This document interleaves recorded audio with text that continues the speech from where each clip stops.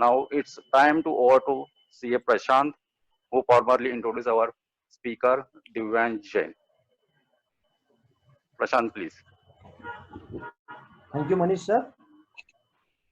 Firstly, I would like to congratulate CA Anand Bagre sir for being appointed as conveyor and CA Joman Varghese sir for being appointed as a deputy conveyor of Panvel CP Study Circle. I welcome today's learned speaker CA Divyansh Jain sir. Before we start our session, I will quickly introduce today's learned speaker.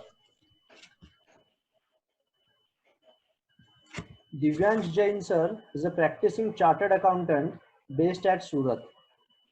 He has completed following courses: Company Secretary, MCOM and MCOM from Mumbai University, Concurrent Audit Certificate courses, and Forensic Audit and Fraud Detection. He has an experience in stock market since 2015. He has recently started a YouTube channel in the name of CA Divyansh Jain on the topic which are related to share market. So you all guys can visit YouTube channel for his more videos.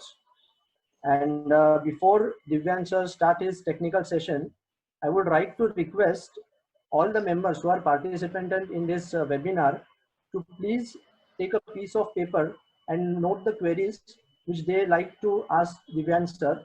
Also, please make it sure that queries are to be posted only through messages. Mics are not allowed, and question answer session and queries session will be held at 10 minutes after the session is completed or as per the applicable time. If time doesn't permit us to post the queries, you can post the queries on our email address, branch email address, or to the email address of speaker directly. We will be sharing the PPT of this webinar also, and email address and phone number of the speaker. Now I request Divyansh Jain sir to start with our session. Thank you. Thank you, sir, for the introduction and for giving me this platform to share my view and thoughts on one of the very intensive topic of CA profession, that is stock market. I have always been interested in working and operation of stock market and kept a regular track of its ups and downs since I joined this profession field. And now I am glad to share some bits of it and fellow professional and stock market enthusiastic. So let's get started. I'm sharing the PPT.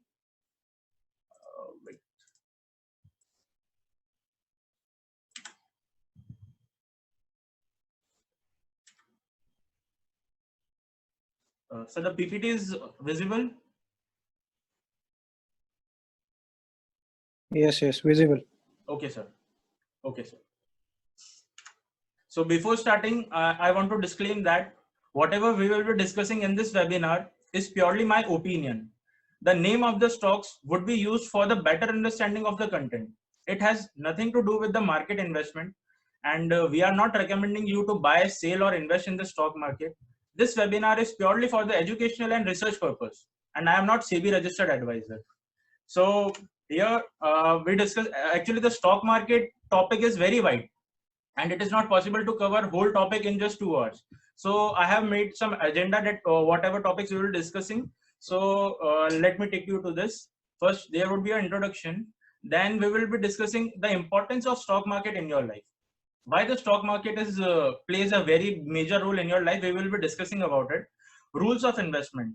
Before starting investing in the stock market, we have to know some rules. हमें कुछ rules जानने चाहिए before investing. So we will be discussing on this point. Then there are many types of investment in stock market. So one by one, actually my major focus would be on the stock, but I'll let you know there are the different types of investment, and there are some basic terms and fundamentals which are necessary to evaluate a stock, to know the history of the stock. So that we'll be discussing, and then I'll take you to the like how to see the stock, what points we have to consider. Live we will be seeing after half an hour session, I think. Then we will be discussing on impact of COVID-19 sectors, which sectors were majorly affected by it, and the detailed analysis of some sectors that we'll be discussing on some slides. Then there are some informative slides, and if the time permits, then we'll be covering the basic of derivatives, which is not relevant for the beginners, but we'll be covering that if the time permits. Then the major topic comes how to select strong companies in crisis.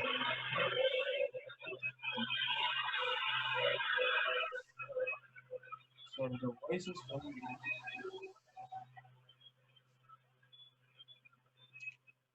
Yes, sir. Then last topic, we will be discussing how to select strong companies in the crisis. That would be very interesting. So let's get started. First of all, I know here the majority are the chartered accountants, but being the topic of stock market beginners, I have to start with the basic. So here everybody know what is stock market. Still, I'll give you some glance of it. Stock market is a collection of makers. Hello. Just a minute, I'll mute. Oh, okay. Stock market refers to the collection of markets and exchange where regular activities of buying, selling, and issuance of shares of publicly held companies take place. There are two types of stock exchange. First is Bombay Stock Exchange, and second is National Stock Exchange. And each stock exchange has got their index.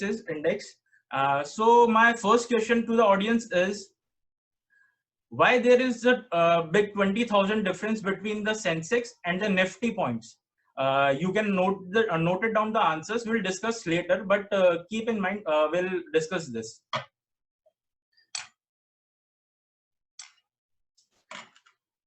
Now, here comes the importance of stock market in our life. As due to the COVID-19, we are sitting at a home. So it is the best opportunity, I feel, to discuss on this topic, the stock market importance in your life, because हम जब busy रहते हैं, जब हम we are all practicing chartered accountant, so most of the time हमें time ही नहीं मिलता हमारे finance को manage करने के लिए. तो अधिकतर हम अगर evaluate करें तो हमारा ज्यादातर पैसा saving bank या fixed deposit में ही पड़ा रहता है. So here I take an opportunity to tell you that अभी बहुत बेहतरीन टाइम है जहां आप अपने finances को evaluate कर सकते हैं कि हम कहां से कितना कमा रहे हैं, कितना spend कर रहे हैं, कितना invest कर रहे हैं. जहां invest कर रहे हैं वहां हमें कितना return मिल रहा है. जो return मिल रहा है वो क्या enough है as seeing the market. So these points we can evaluate right now.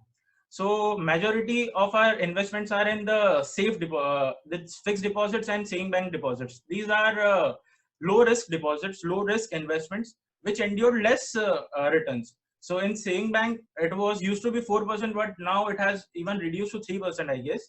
The fixed deposit returns are maximum by 7-8%. Before it used to be 10%.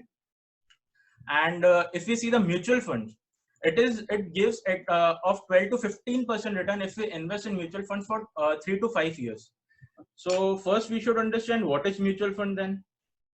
The mutual fund is an open-ended, personally managed investment fund that pools money from many investors to purchase securities. In this, we do not invest directly in the stock market. We become the indirect owners of the security. I'll give you some example or some differences between the share market and mutual fund. In mutual fund, we give our fund to a designated company or a fund manager. In share market, we directly invest in the share market. In mutual fund, we get units in return of money, and in share market we get share stocks. And in mutual funds, you may not directly get the dividend. The company decide whether to give dividend or not. In share market, in whatever stocks you invest, you get the dividend directly in your bank account. So as per this, the mutual funds endure 12 to 15% of returns, and share market endures 15 to 20% of return if we invest in share market for 5 years at least. Just I'll clear this. Okay.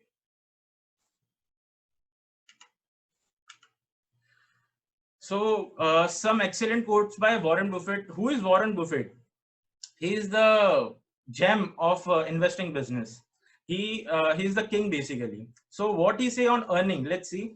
Never depend on single source. Make investment to create second source. Actually, his quotes are very simple to understand, but gives a deeper meaning.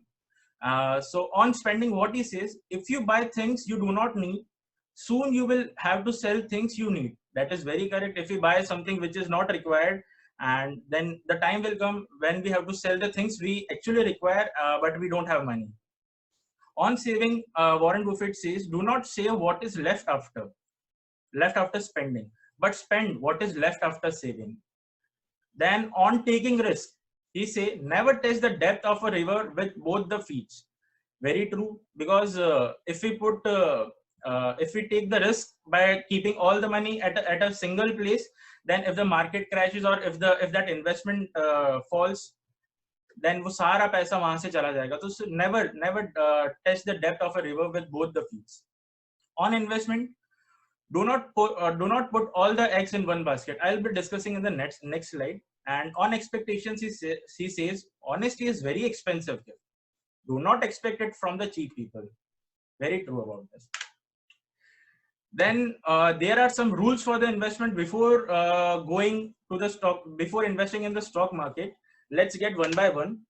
That do not put all eggs in one basket. What does it mean? It means don't put all the eggs in one basket. Reason being, if the basket falls, all your investment, all your money will not be there. So my point here is, if we break this basket, means if we break this portfolio into small boxes, like mutual funds investment, stock market investment, the saving bank, the cash, in different sectors, in different parts. So if the share market breaks, still we have some other investment in our basket. So like that, he means to say that do not put all the eggs in one basket. Then the other advice is never take loan to invest in the market. As we see, the market is very volatile, and what we think that we'll get a maximum return out of it. We can get a maximum return out of it, but the return from the share takes time. The investment from the share market takes time, but the loan we take, the interest start accruing from the first month. So what happens? हमने investment के लिए तो पैसा लिया, पर वो कर्जा इतना भारी हो जाता है कि हमारा इन्वेस्टमेंट इतना रिटर्न इतना टाइम में दे नहीं पाता, and we have a huge debt. So never take loan to invest in the share market. Then the most important thing is have a perceived goal for investment. Reason being, here the point is, अगर आप कभी भी investment करना चाह रहे हैं stock market के अंदर, तो एक गोल बना लीजिए कि मैं क्यों इन्वेस्टमेंट करना चाह रहा हूँ. जिससे क्या होगा कि अगर आपने प्री डिटरमाइंड गोल रखा है, तो मार्केट की फ्लक्चुएशन की वजह से आपकी जो ग्रीड आती है कि अरे अभी निकाल लेते हैं, बहुत अच्छा कमाई हो गई है, like for 20,000 we have invested 25 हो गया, निकाल लेते हैं. But if you have a perceive goal कि मेरा इन्वेस्टमेंट मैंने इसलिए किया है क्योंकि I have to buy a laptop of 30,000 example, so आप तब तक पैसा नहीं निकालोगे जब तक आपका गोल अचीव नहीं होता है. तो you should have a pre determined goal for investment. Then never buy stock on tips. Do self research. मैंने पढ़ा है कि आज तक जितने भी टिप्स मिली है ना, उसके अंदर से 90% अनसक्सेसफुल रही है. इस वजह से लोगों का पैसा बहुत डूबा है. सो आई पर्सनली से कि never take tips from anybody. आप सुनिए, समझिए, पर आप खुद का सेल्फ रिसर्च करिए before buying any stock. Because उन्होंने जिस तरह से अगर टिप्स अगर आपको मिलती है, तो वो किस परसेप्शन से आपको टिप्स दे रहे हैं, उन्होंने क्या बैकग्राउंड स्टडी किया है, बैकग्राउंड चेक किया है, we don't know. But if we just come in the talk of the tips, so sir, it is a high chance that we will lose the money. Then the next point is do not panic buy or sell in the market. It is very important. Like due to COVID-19 on 23rd March or 24th March, the market fall by near about 3,000 or 4,000 points. So that time people panicked like anything and they sold shares.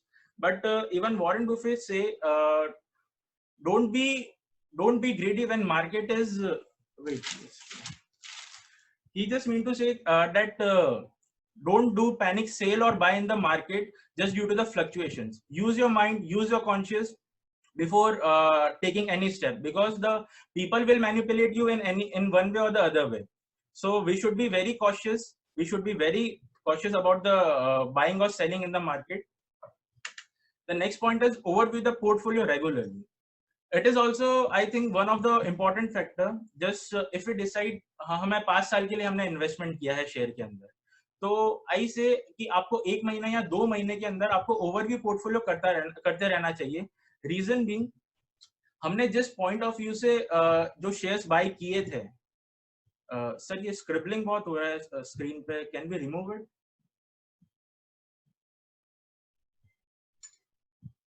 Hello Anand sir. हाँ बोलिए ना दिव्यांग जी. Sir ये यहाँ पे scribbling बहुत हो रहा है स्क्रीन पे, can we remove it? Is it possible? Scribbling तो नहीं पता. And okay I think the number of participants also it's restricted to 100 only. I think उसको increase कर सकते हैं क्या? क्योंकि काफी लोग शायद और join करेंगे. Sir I Can we increase it? Sir let me see if it is possible, just give me a minute. Okay. Scribbling क्यों हो रहा है पता नहीं है मुझे. Right sir, just give me a minute. Because participants मैंने थोड़ी देर पहले भी चेक किए थे तो 100 थे, अभी भी 100 ही है. तो मेरे ख्याल से शायद और भी लोग ज्वाइन करना चाहेंगे. आनंद जी, हाँ आनंद, हाँ 100चीच कॅपॅसिटी असते आणि स्क्रिबलिंग की हो रहा है मैं बता देता हूँ. Someone on screen there is one option for pen and people are using that pen. Okay hello, okay okay okay. तो वो ऑप्शन आप बंद कर दो. जैसा अपना हेडफोन एंड वीडियो का ऑप्शन है ना, वैसे एक साइड में पेन का ऑप्शन है and people are using that pen and touching the screen. तो ऐसा करेंगे तो स्क्रिबलिंग दिखेगा आपको. आपको होस्ट की लेवल पे उसको क्लोज करना है. सर कहाँ से? आपके Okay. स्क्रीन पे दिख रहा है आपको? आपके स्क्रीन पे लेफ्ट साइड में पेन दिख रहा है आपको? Yes sir. वो पेन को ऑफ करवा देना. वो पेन विजिबल नहीं होना चाहिए किसी को. ओके सर, ये कहाँ से रिमूव कर सकते हैं? How we can press? या फिर जाने दो, या अभी बाद में देखेंगे because we are consuming important constructive time against this. So we have to. Yes, yes, yes. Just request the member not to use the scribbling. Yeah. Don't touch the Request the screen member. and don't use that pen. हाँ अभी जाने दो, अभी बाद में, अभी अपना important time waste हो रहा है. Yes sir, yes sir. ठीक है, कंटिन्यू. 100 से ज्यादा नहीं होगा ना. It's okay. Yes sir, yes sir. So okay fine, continue. So the Warren Buffett had said, be fearful when everybody is greedy, but be greedy only when everybody is fearful. It means आपको grid अपनी तभी बतानी चाहिए जब market पूरा fearful हो. On 24th March, the market was everybody was fearful about the coronavirus. So at that time, you might have been greedy. अगर आप greedy रहते तो आप शायद काफी अच्छा इसमें रिटर्न पा सकते थे. So it was just his quote. So yeah, I was on the overview of the portfolio. So what I mean to say, we have to check our portfolio regularly. Reason being, with what perspective we have invested in the shares. So if the fundamentals of the shares do not change, then it's fine. But what happens during the time the fundamentals of the shares changes? For let's take an example. Let's take an example here. The Kodak camera. It was very popular before 10 years or 15 years, I guess, and it was selling like anything. But now we do not hear of Kodak camera now. Because वो with the time change नहीं हुआ and उसके fundamentals भी change हो गए, technologies change हो गई. तो बट कोडेक ने उसको अडेप्ट नहीं किया, इस वजह से वो शेयर अब शायद जीरो हो गया. वैसे मौजा बियर की सीडीज होती है, वो अब रिलेवेंट ही नहीं रही. अगर जिनके पास वो रहेगा वो अब जीरो हो गई इसकी value. So we have to consider these things in overview of the portfolio. Then trend is a friend. Here the trend, whatever trend we are seeing, that the changes, basically here I mean to say the changes you are seeing around, adapt to this, analyze it, and then we can invest. We will discuss more on the trend is friend later on. But considering that if we invest for the 5 years, then the trend we assume that it would grow high. ये बढ़ता जाएगा. एक long term investment के तौर पे अगर हम कर रहे हैं तो trend would be positive. So we should invest in that with that perspective only. Then it is the major advice to all of you that please note it down. Don't resort to trading. What happens when we see share market regularly, when we see our portfolio regularly, then we start indirectly trading. That for example, if we take the price of X stock, it was 100 now and tomorrow it become 80. So we thought कि okay 80 हो गया है, ये कल 100 था तो शायद कल बढ़ भी सकता है. And again on the next day you see it got 90. So you might have thought कि अरे 80 पे ले लेता तो 90 पे बेच देता, 10 रुपीज का प्रॉफिट हो जाता, बहुत अच्छा हो जाता. तो what happens, हमारी ये टेंडेंसी होती है कि ये छोटी छोटी जो चीजें रहती है इनमें हम ज्यादा इंडल्ज हो जाते हैं. सो मेरी आपके लिए एडवाइस है कि एक पर्टिकुलर फंड आप निकालिए और उसको आप साइड में रख दीजिए ट्रेडिंग के लिए, और जब ये पैसा खत्म हो जाए, जी हाँ, जब ये पैसा खत्म हो जाए तब आप ट्रेडिंग रोक देना, क्योंकि मेरा एक्सपीरियंस जो बोलता है, मैंने आज तक ऐसे कोई ट्रेडर्स को नहीं देखा जिन्होंने बिना लॉस खाए ट्रेडिंग बंद कर दी है. So it's a vital advice to all of you. Then we come to the types of investment. Stock and shares we have discussed. We are discussing actually. इसकी कोई अलग से definition बताना मुझे सही नहीं समझता. And mutual funds हमने ऊपर discuss किया ही था. So let's get to the bonds. Bonds is a debt instrument created for the purpose of raising capital. This is also known as fixed income securities. Let's take an example for the better understanding.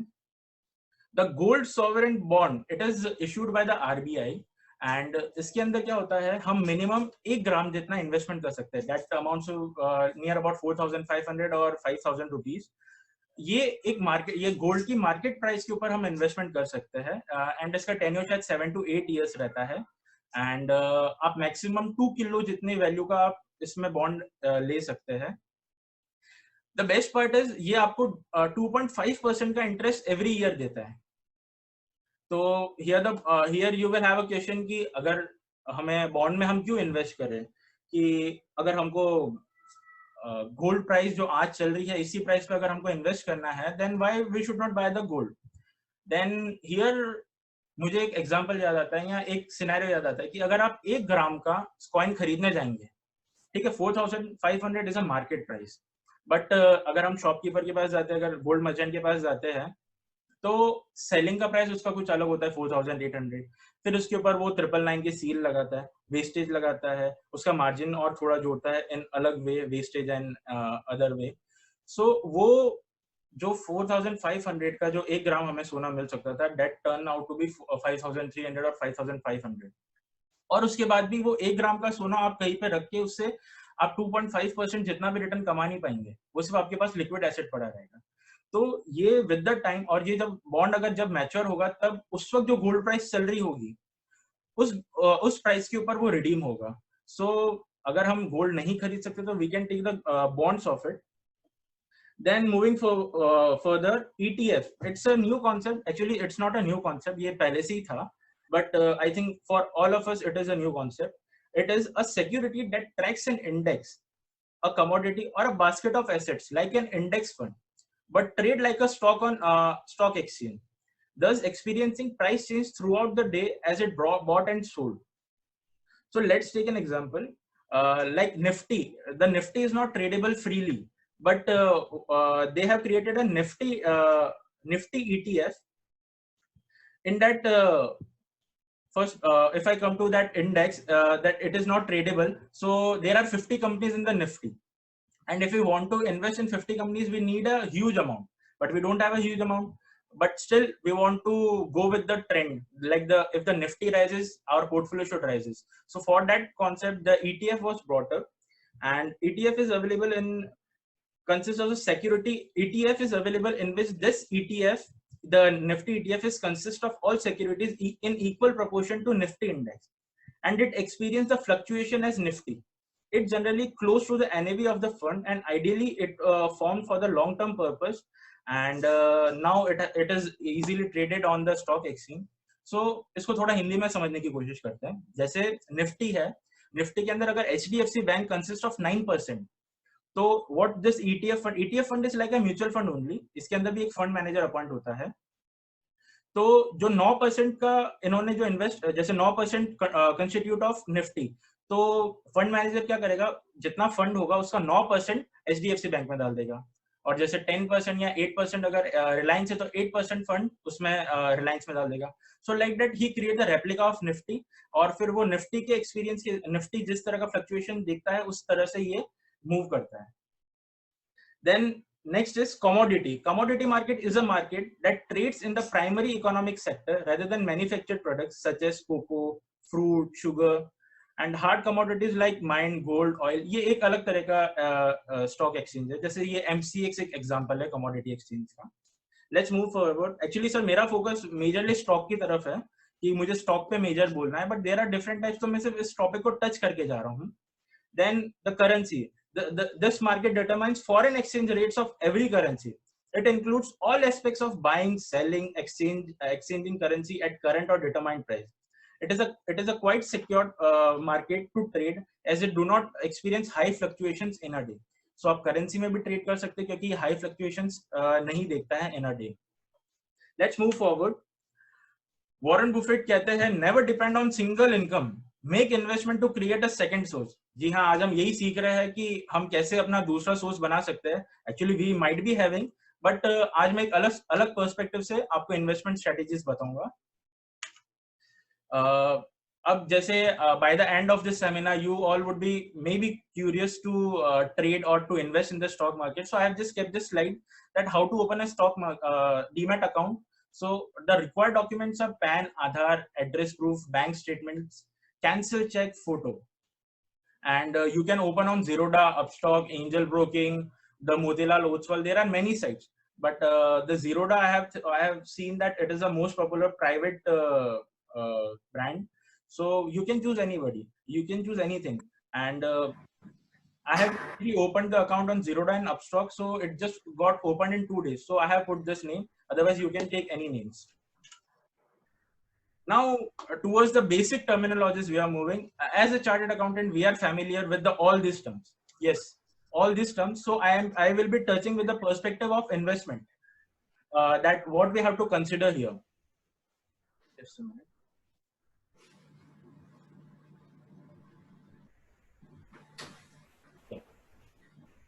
So financials, actually, I don't have to say anything about the financials. We all are the champions in the financials. What we have to see, we all know. But here, what we have to consider, the top line, the bottom line, means the turnover part, the profit part, the company is having debt or not. I won't be covering the ratios, that current ratio, the liquid ratios, debt equity ratio. I won't be covering those parts because those are well known by us. Okay, moving forward. Beta means just understand the term right now. When I take you to the site, actually, there you will be able to make out what this term exactly means. Okay, just bear with me. The beta, it is used to measure the volatility of any security or portfolio in comparison to the market as a whole. For example, if the market, the Nifty rise by 10%, then if our security rise by 12%, then the beta of the security is 1.2%. Let's take another example. If the Nifty increases, if the market increases by 10%, and if our securities increase by 8%, then the beta of the security is 0.8. So this describes the how much change you are experiencing in security as terms of the market. So अगर हम हमारे इस perspective से देखें तो जितना ज़्यादा beta होगा उतना अच्छा है, because we are thinking of the 5 years minimum investment. 5 years. It means the market price divided by the EPS. It is a technical term, PE ratio. Market price divided by the EPS. It denotes to get the 1 rupee of earning of a company, how many times I am ready to pay to get that earning. Suppose the market price is 200 and EPS is 20. Then it denotes that I am ready to pay 10 of the earning. PE ratio, actually we have to compare the PE ratio with the industrial PE. The industrial PE in that बहुत सारी companies होती है, बहुत सारी peer companies होती है, तो उनका PE एक average करके एक industry PE बनता है. We have to compare with the industry PE to get the correct idea. And PE ज़्यादा हो कम हो क्या होता है, that we'll discuss when we go online. First understand the terms. ये terms क्या क्या है. Then again, after it is PB ratio. It is a price, market price divided by the book value per share. And the book value we get from the total assets minus total liabilities and divided by number of shares. So it is a book value. So which denotes that to get a one net asset of a company, how many times I'm ready to pay. Just like there is an infrastructure company, it has a market price of 200 and the book value is 250. It means that the company liquidity today, I'll get 250 from that company. This criteria is necessary to see that in which industry we are actually considering this thing. Unka asset base hai ya nahi hai, we have to see that. Just a minute. Okay, so कोई जैसे IT companies है, इनके अंदर PB ratio बहुत कम रहता है. Reason भी उनके वहाँ assets ज़्यादा नहीं होता है. So we have to see PB ratio किनका देखना चाहिए, नहीं देखना चाहिए. Next is deliverables. What does it mean? That how many % of a volume trade were taken as a delivery in the market. Here we have to see, suppose 1 crore का volume transaction हुआ and उसके अंदर 1 lakh securities were also not delivered. So it denotes that the जो market में players है उनको सिर्फ market price fluctuate करनी थी, एंड ये एक स्पेक्युलेटिव कैटेगरी में भी आ सकता है share. So here I'll stop with the slide and I'll take you to the take you online. Let me share the online part. Yeah. We are going online. Okay. So I'm typing moneycontrol.com.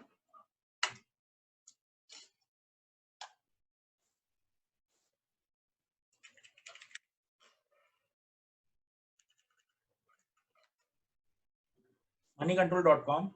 Here we will study one stock. I'll be taking one stock, and further you can just evaluate according to you.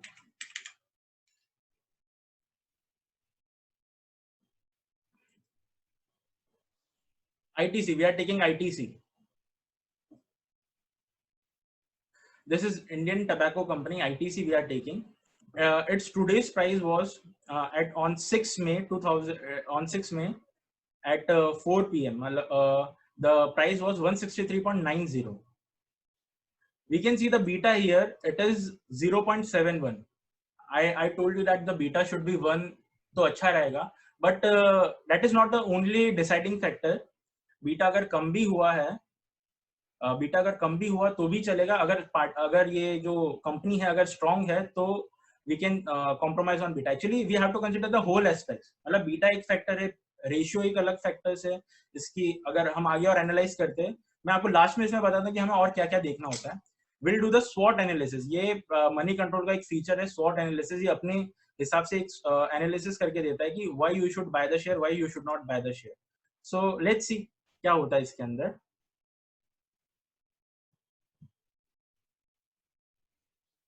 Okay, of ITC, it is saying the strength that growth in quarterly net profit with increase in profit margin.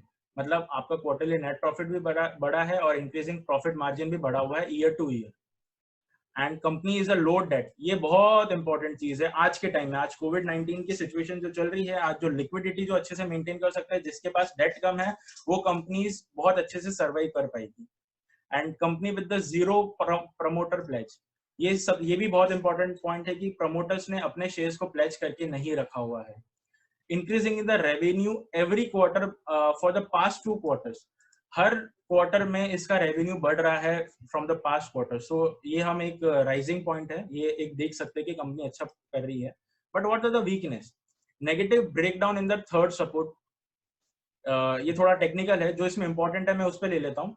High volume top losers, decline in the net profit. ये अभी decline in the net profit हुआ, over a period of time बढ़ रहा था, but शायद इस वाले के अंदर जो अभी जो मार्च का जो रिजल्ट आया उसके अंदर शायद नेट प्रॉफिट डिक्लाइन हुआ है. तो ठीक है, दैट वी नो कि ये क्यों हुआ है.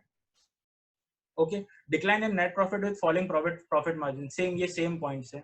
बाकी इसके अंदर कुछ खास मुझे लग नहीं रहा है. अपॉर्चुनिटीज देख लेते हैं. Brokers upgraded recommendation and the target price in the last 3 months. ये पॉइंट क्या होता है? ब्रोकर्स अपग्रेड करते हैं, डिग्रेड करते हैं. तो अगर अपग्रेड करते हैं तो इट माइट पॉसिबल कि प्राइस अच्छी राइज करे, एंड कभी डिग्रेड करते हैं तो लॉस भी, मतलब ठीक है शेयर प्राइस गिरता भी है. That is even if you see the threat. तो यहाँ पे यही है कि recently broker downgraded to record target price. So ये कोई एक्चुअली कोई अपॉर्चुनिटी या थ्रेट्स नहीं लगता है मुझे. बट इसके अंदर और भी फैक्टर्स होते हैं जो स्वॉट एनालिसिस खुद करके देता है. मैंने सिर्फ एक एग्जांपल के तौर पे ले रहा हूँ कि ऐसा कुछ होता है, वो आप कंसिडर कर सकते हैं. और ये देखिए, ये पॉइंट ध्यान रखना, companies with the current TTM PE ratio is less than 3 years, 5 years और 10 इयर्स. इसका मतलब है कि लास्ट 12 मंथ्स का पीई रेशियो अभी लास्ट के 3 साल, 5 साल, 10 साल के पीई से कम है. Okay, we will consider this thing. Okay, moving forward, अगर हम देखें तो ये इसका 52 वीक हाई लो बता रहा है. That is 134 was the minimum. The share went to 134.60 and highest to 310 in the last 12 months, last 52 weeks. So इस हिसाब से एक यहाँ पे भी हम प्राइस डिसाइड कर सकते हैं कि ये अभी लेने जैसा है, नहीं है, हाई हो गया है, लो हो गया है, मार्केट कंडीशंस की वजह से ये प्राइस एकदम अप्रोप्रिएट रहेगी, नहीं रहेगी. हमने एक डिलीवरेबल्स भी देखा था, तो हम यहाँ देख सकते हैं कि इसके अंदर ऑलमोस्ट 6 करोड़ ट्रेड हुआ था, 6 करोड़ 50 लाख ट्रेड हुआ था. उसके अंदर से if we take the deliverables of last 33 days, तो more than 60% were got delivered. So ये देख सकते हैं कि the investors are buying the shares. Here the majority of the people are buying the shares. Speculative नहीं है, we can say from this evaluation. The next part is chart. Sir, I am not covering the chart here, even not a basic chart or the interactive chart or the technical chart. The reason being the investors, we are not required to see the chart. Being the traders, you are required to see the chart. क्योंकि अगर मैं chart का लूंगा तो it requires more 2 hours to study the chart, so I'm not taking, and it is not relevant for the investment purpose. आप investment purpose के लिए अगर आप ये भी ध्यान रख लेंगे कि 52 वीक लो हाई के अंदर कितना प्राइस हुआ था और अभी क्या प्राइस चल रहा है, तो इससे भी आपका अच्छा जजमेंट आ ही जाएगा. So I'm not taking the charts. But एक सिर्फ टेक्निकल एनालिसिस के अंदर यहाँ पे आ रहा है वेरी बेरिश, मतलब ये अभी और स्टॉक गिरने वाला है, ये गिर सकता है as per the current market scenario, इसकी प्राइस और करेक्ट हो सकती है. Okay, it just so now come the important part, the valuation. In that the market capitalization मतलब total shares into market price, इसका 2 लाख करोड़ है. This figure is in crore. 2 lakh crore रुपए इसका मार्केट कैपिटलाइजेशन है, मतलब बहुत बड़ा मार्केट कैपिटलाइजेशन है इसका. आप मार्केट, अगर आप इसमें एक शेयर भी बाय करना चाहते हैं तो आप एक बाय कर सकते हैं. ऐसे और भी दूसरी स्टॉक्स के अंदर रहता है, यहाँ पे कहीं 30 होता है, कहीं 3000 होता है, दैट डिपेंड्स. बट यहाँ पे आप एक स्टॉक भी इसका लेना चाहते हैं तो आप ले सकते हैं. देन पीबी रेशियो, मैं इस पे बाद में आता हूँ, पहले मैं पीई रेशियो लेता हूँ. The PE ratio is 13.59. आप बोलेंगे अरे ये तो बहुत ज्यादा है, 13.59 मतलब 13 टाइम्स कौन पैसा भरेगा. But compare with the industrial P, अगर इंडस्ट्रियल पी 17 है और एक्चुअल पी इसका भी 13.59 है, इसका मतलब क्या हुआ कि यहाँ तो ये शेयर अंडर वैल्यूड है, जो इसकी एक्चुअल वैल्यू होनी चाहिए वो नहीं है, या फिर थोड़े इन्वेस्टर्स इसके अंदर ग्रोथ कम देख रहे हैं, investors are less interested. But इसमें मैंने देखा गया कि 2 से 3.4 पॉइंट का डिफरेंस होता है, that is adjustable, so we can consider this at a par. So ये पॉइंट यहाँ पे क्लियर हो जाता है. हमको कंपेयर करना है P ratio with the industrial P, तब डिसाइड होगा. अदरवाइज आप 13 एज अ देखोगे तो बहुत बड़ा है, बट इंडस्ट्रियल पी देखेंगे 17 है, तो it is a good company, we can see. Okay, then PB ratio हमने यहाँ देखा था, एक तो बुक वैल्यू और ये मार्केट प्राइस यहाँ पे गिवन है 163. अगर आप ये डिवाइड करके देखेंगे तो बुक वैल्यू आ जाएगा. इसका मतलब क्या हुआ कि इस कंपनी की बुक वैल्यू 45.52 ही है, पर अगर हम इसके बिजनेस का देखें तो it is a cigarette making companies and it deals in some other products that will be discussing. तो इसको प्रॉपर्टीज की एसेट्स इतने रिक्वायरमेंट नहीं होती है. इसका एफएमसीजी बिजनेस ज्यादा है, इसका जो शॉर्ट टर्म लोन्स वगैरह अगर ले तो शॉर्ट टर्म ज्यादा रहेगा, तो इसको प्रॉपर्टी एसेट्स बाय करने की जरूरत नहीं है, तो इसका PB is acceptable at this point. Okay, then next point is इसका face value is 1 rupees and dividend yield is 3.49. ये dividend yield कैसा आया? Here we can see the dividend percent is 575%. If you see 575%, ये तो बहुत बड़ा होता है, पर किसका 575%? फेस वैल्यू का 575%, और वो हमारे आज के इन्वेस्टमेंट पे कितना यील्ड देगा? It is just 3.49%. 3.49% रिटर्न मिलेगा. मतलब आपका सेविंग बैंक में पैसा पड़ा रहे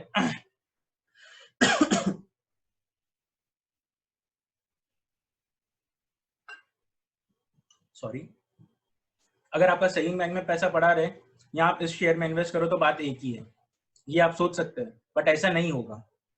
क्योंकि अगर आप इस शेयर में इन्वेस्ट करते हैं तो आपकी वैल्यू एडिशन भी होता है विद द मार्केट, इसकी प्राइस भी राइज होगी, आपका पोर्टफोलियो ऊपर जाता है. ये तो सिर्फ आपको एक रिटर्न मिल रहा है, डिविडेंड मिल रहा है, it's just an interest, but आपकी जो वैल्यू एडिशन है ना वो मेजरली आपके स्टॉक से हो रही है.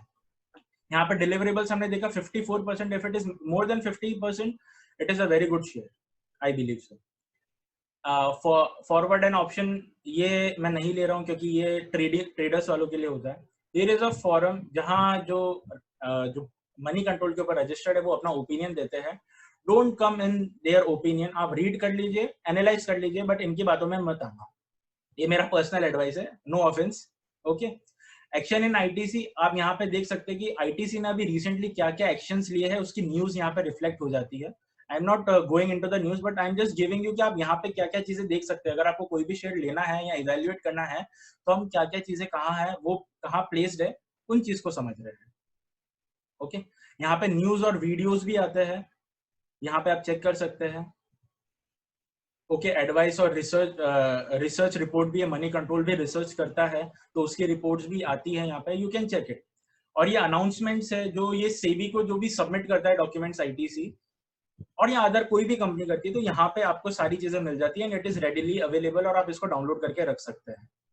Okay, pre opening session price होता है ये 9 to 9:15 के टाइम में होता है।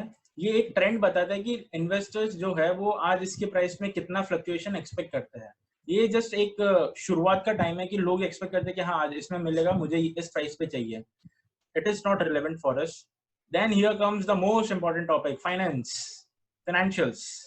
Okay, so we have to compare, we can compare, we are taking of the ITC, we can compare of December 2019 and December 2018. We can see the net sales was 11,136. 11,136, ये क्या है, लाख है या करोड़ है? It is crore. Okay, 11,136 crore का turnover था and it has increase to 12,000 crore. It is a very good increase. तो चलो ये अच्छी चीज है। इसकी अदर इनकम भी इंक्रीज हुई है 836 से 983 से, चलो ये भी बढ़िया चीज है। नेट प्रॉफिट देखते हैं, मतलब ये क्या हो गया, टॉप लाइन हो गई, नेट सेल्स जो है वो टॉप लाइन हो गई, और नेट प्रॉफिट क्या हो गया, बॉटम लाइन हो गई। तो बॉटम लाइन आपका, हमें ये शेयर में देखना होता है कि हमारा टॉप लाइन और बॉटम लाइन दोनों बढ़े। अगर एक बढ़ेगा तो भी अच्छा नहीं है, एक घटेगा मतलब एक बढ़ेगा तो अच्छा नहीं है, दोनों ही बढ़ना चाहिए इन शॉर्ट। नेट प्रॉफिट अगर आप देखेंगे 3,200 करोड़ का था इन दिसंबर 2018 एंड दिसंबर 2019 के अंदर ये 4,000 करोड़ हो गया। बहुत अच्छी परफॉर्मेंस है, आई बिलीव बहुत बहुत ज्यादा राइज है इसका नेट प्रॉफिट के अंदर। So we can consider this aspect. Right side में देखते हैं बैलेंस शीट्स के अंदर कि इसका नेटवर्थ है 57,000 करोड़। 2018 में 51,000 करोड़ था, लगभग 6-7 हजार करोड़ का इसमें बढ़ोतरी हुई है। एंड इसका अगर ओवरऑल डेट देखे तो 11 करोड़ था, 11 करोड़ का 7 करोड़ रह गया। ये तो बहुत अच्छी चीज है। We can see like that कि इसका डेट अगर कम हुआ है तो इसका इंटरेस्ट पेमेंट ज्यादा नहीं होगा। तो इन दिस कंडीशन, अगर कोविड-19 की कंडीशन में देखे तो ये कंपनी बहुत अच्छे से सर्वाइव कर पाएगी। इसका इन्वेस्टमेंट क्या है, नेट ब्लॉक के अंदर 18,000 crore and investment is 26,000 crore. तो इसका टोटल नेटवर्थ है 57,000 crore. It is amazing figure. अगर हम नीचे देखें तो प्रॉफिट एंड लॉस आता है, 9 मंथ्स का रिजल्ट्स, आप ये सारे चीजें देख सकते हैं टू फर्दर एनालाइज। मुझे ये बताने की जरूरत ही नहीं है। Even download the annual report, आप एनुअल रिपोर्ट ऑफ 2019, 18, 2017 आप ये सब डाउनलोड करके इसको बहुत डीपली रिसर्च कर सकते हैं, कैसी कंपनी परफॉर्म कर रही है, आपको यहाँ से सब आइडिया आ जाएगा। ओके, और if I have not something missed out, मैं चेक कर लेता हूँ। या it's fine. Then comes the corporate actions. यहाँ पे कंपनी कब क्या कर रही है इसका थोड़ा बेसिक आइडिया यहाँ मिल जाता है। मतलब ऑन जनवरी 31 इनके क्वार्टरली रिजल्ट्स आउट हुए थे। ऑन अक्टूबर 24, 2019 इनके क्वार्टरली रिजल्ट्स आउट हुए थे। मई 2013 का ऑडिटेड रिजल्ट्स और डिविडेंड इन्होंने डिक्लेयर किया था। यू कैन फर्दर सी और कब कब क्या क्या हुआ था। Here we can see dividend कि इन्होंने, इस कंपनी ने मई 22 मई 2019 को 575% डिविडेंड दिया था on face value of ₹1। Okay, तो ये इस बार दिया या और भी देती है। तो we can see the past records कि इन 2018 आल्सो 515% का दिया था। in June 2017 474%। so it has a good background कि ये अच्छा डिविडेंड पे करती है, ये हम ट्रैक कर सकते हैं। तो it is one of the good dividend paying share. And अभी इसका रिसेंटली एक अनाउंसमेंट भी हुआ था and they have decided that जितना भी प्रॉफिट होगा उसका 80 और 85% हम एज अ डिविडेंड डिस्ट्रीब्यूट करेंगे। तो ये और अच्छा डिविडेंड पेइंग शेयर बन सकता है। The bonus, we can see the bonus. सबसे एक अच्छी चीज जो मैं बताता हूँ जो शायद हम इग्नोर कर जाते हैं कि bonus date,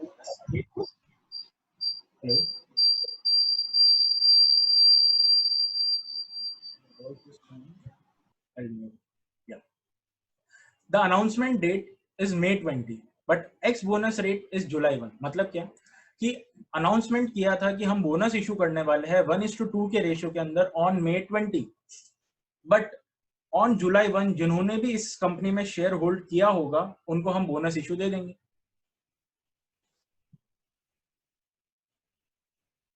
okay,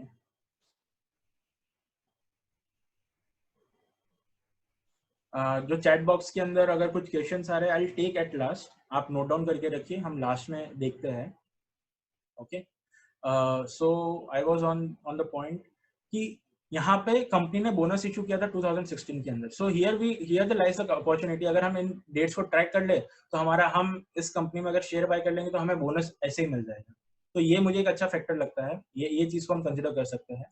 same in split. आप स्प्लिट देख सकते हैं कि 10 रुपए का ओल्ड फेस वैल्यू था, उसको 1 कर दिया था. स्प्लिट हुआ था 2005 के अंदर. और भी किसी का स्प्लिट हो सकता है, वो आप आगे देख सकते हैं. कोई राइट इशू किया, अभी सबसे बड़ा राइट इशू रिलायंस ने किया था. तो यहाँ पे रिलायंस के अंदर अगर हम देखेंगे तो राइट इशू यहाँ पे आ जाता है. एजीएम कब हो रही है, उसकी डेट्स वगैरह आ जाती है. इसका एजेंडा किसी का एजेंडा लिखा होता है, जो अगर कोई स्पेशल एजेंडा हो तो. अदरवाइज यहाँ पे एजेंडा ये नहीं लिखते हैं. आगे बढ़ते हैं. Share holding pattern. It has a 0 promoters. ये ऐसी कौन सी कंपनी जिसके अंदर प्रमोटर्स नहीं है? इसके अंदर क्या है कि अपनी गवर्नमेंट ऑफ इंडिया ने भी इन्वेस्ट किया हुआ है. कोई एक ब्रिटिश कंपनी है, उन्होंने भी इन्वेस्ट किया हुआ है. तो इसके बेसिक प्रमोटर्स नहीं है, इसके मैनेजमेंट अलग है, ओनर्स अलग है. इसलिए शायद इसके अंदर प्रमोटर्स में दिख नहीं रहा है. एंड FII है, फॉरेन इंस्टीट्यूशन इन्वेस्टर्स. उन्होंने 15% इसमें किया हुआ है. अपने DII मतलब डोमेस्टिक इंस्टीट्यूशनल इन्वेस्टर्स ने 74% किया है. And others is a category of arts. जो हम छोटे इन्वेस्टर्स या मीडियम साइज इन्वेस्टर्स होते हैं, वो इस कैटेगरी में फॉल करते हैं. 9.8%. यहाँ पे एक इंटरेस्टिंग बात देख सकते हैं कि इंश्योरेंस कंपनी, ये सिगरेट बेस्ड कंपनी है. इंश्योरेंस कंपनी ने इसमें 21.66% होल्ड करके रखा हुआ है. अब ये आप जैसे कंसिडर करना चाहे वैसा आप कर सकते हैं, बट जस्ट बता रहा हूँ इन्फॉर्मेशन. फाइनेंशियल इंस्टीट्यूशन ने 8.5% कर रखा है. म्यूचुअल फंड्स ने 9.48% होल्ड कर रखा है. एंड DII ने 35.39% होल्ड कर रखा है. आज ही इसमें कोई न्यूज आई थी कि फाइनेंशियल इंस्टीट्यूशन जो गवर्नमेंट ने होल्ड कर रखे, उसमें से वो शायद 7 या 8% डाइवेस्ट करेंगे, रिडीम करेंगे. तो इस न्यूज की वजह से शायद इस शेयर प्राइस से बहुत इम्पैक्ट हुआ था. पॉजिटिव और आज तो नेगेटिव हुआ था, बट होप कि इसके अंदर पॉजिटिव चेंजेस है. Now you can compare the peer comparisons. आप यहाँ पे पीयर देख सकते हैं कि इनकी कॉम्पिटिटर्स में कौन कौन है. सिर्फ एक एग्जांपल के तौर पे मैं छोटी सी चीज बताऊंगा. जैसे हमने ऊपर देखा था PE ratio was near about 70. हम PE रेशियो कंपेयर कर लेते हैं, जिससे आइडिया आ जाएगा कि इस इंडस्ट्री का जो PE है और जो कंपनीज का PE है वो ऑलमोस्ट सेम है, आसपास है, क्या है, इसको इवेल्युएट कर सकते हैं. यहाँ पे अलग अलग आप यहाँ पे भी एक बार देख सकते हैं कि इनका जो प्राइस है, मार्केट प्राइस है, वो ये रहा. ITC का 163 है, VST का 2910 है. ये आप देख सकते हैं प्राइस. इसका लो और हाई कितना चेंज हुआ, आज प्रॉफिट हुआ, लॉस हुआ, हाई लो, मार्केट कैपिटलाइजेशन. यहाँ पे ITC का 2 लाख करोड़ है. एंड इसके बाकी के कॉम्पिटिटर्स का लैक्स में क्या 5000 के ऊपर है ही नहीं. तो you can see it is a giant in its industry. And इसका सेल्स कितना होता है 44,000 करोड़. इसका प्रॉफिट था 12,000 करोड़. इतना बढ़िया इसका रेशियो है. I really like this company personally. Okay, आप यहाँ पे देख सकते हैं कि 2000 करोड़ का टर्नओवर हुआ. कहाँ 44,000 और कहाँ 2000. इट डज नॉट मीन कि बाकी की कंपनीज अच्छी नहीं है. We can always compare. मैं आपको सिर्फ एक इसका PE रेशियो जो मुझे बताना है वो मैं आपको कंपेयर करके इसका बता देता हूँ.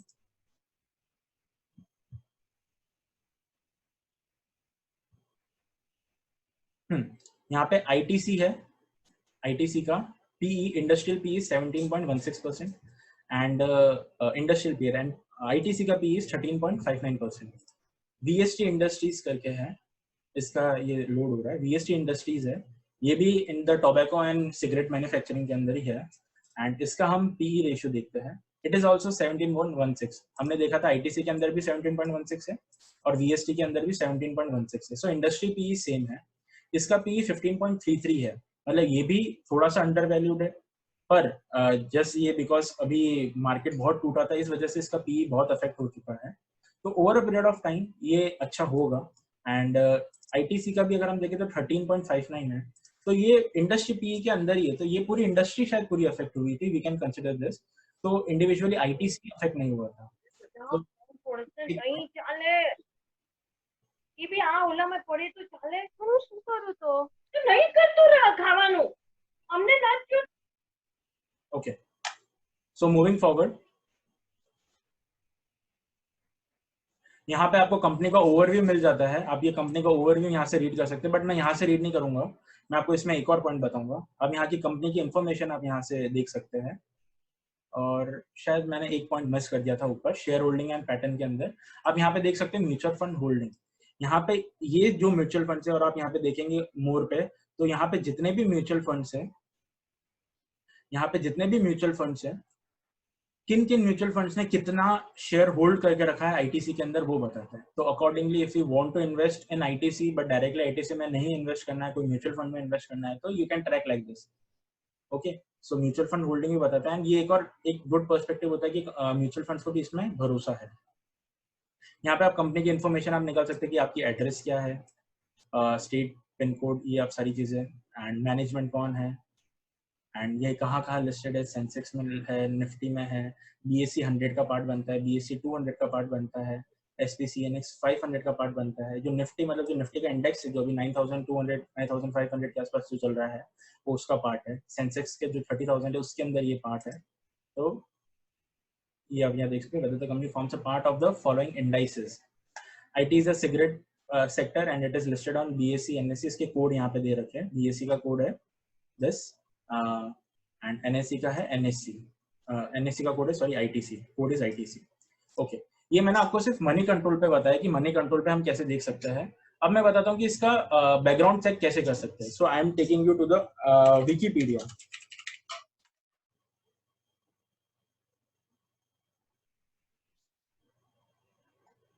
मैंने जो ITC अगर मैंने इवेल्युएट किया था तो मैं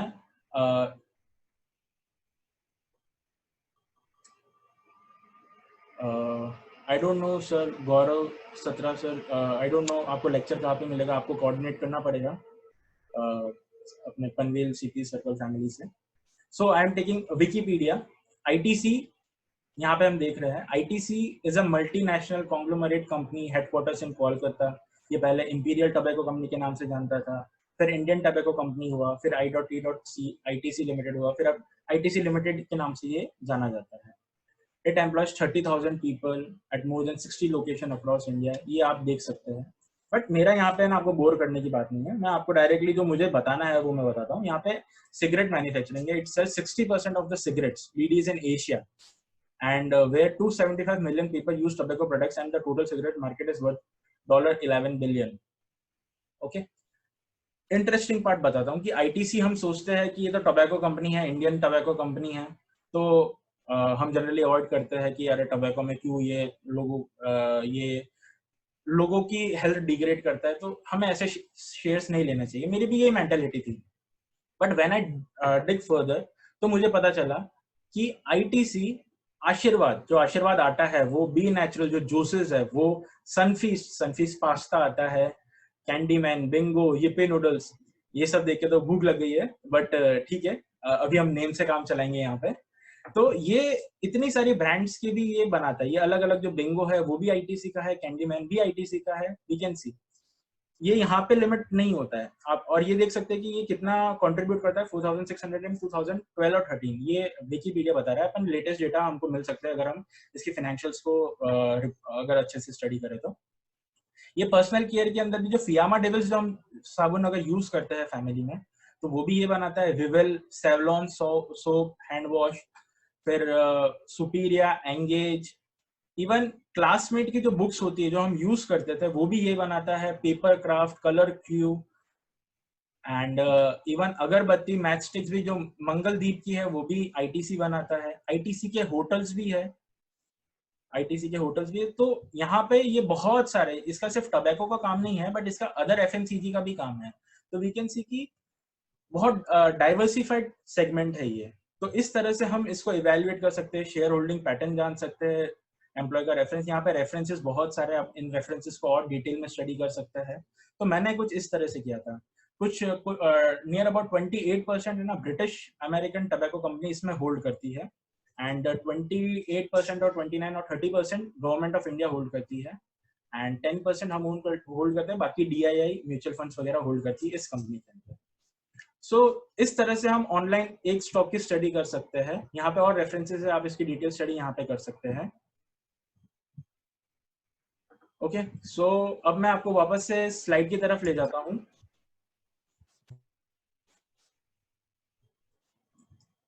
okay, now will see the impact of कोविड-19। कोविड-19 क्या है हमें पता है, मैं उस चीज को यहाँ पे ज्यादा डिस्कस नहीं करके, जो इसका इम्पैक्ट्स हुए हमारे सेक्टर्स के ऊपर, मैं आपको डायरेक्ट वहीं पे ले जाता हूँ।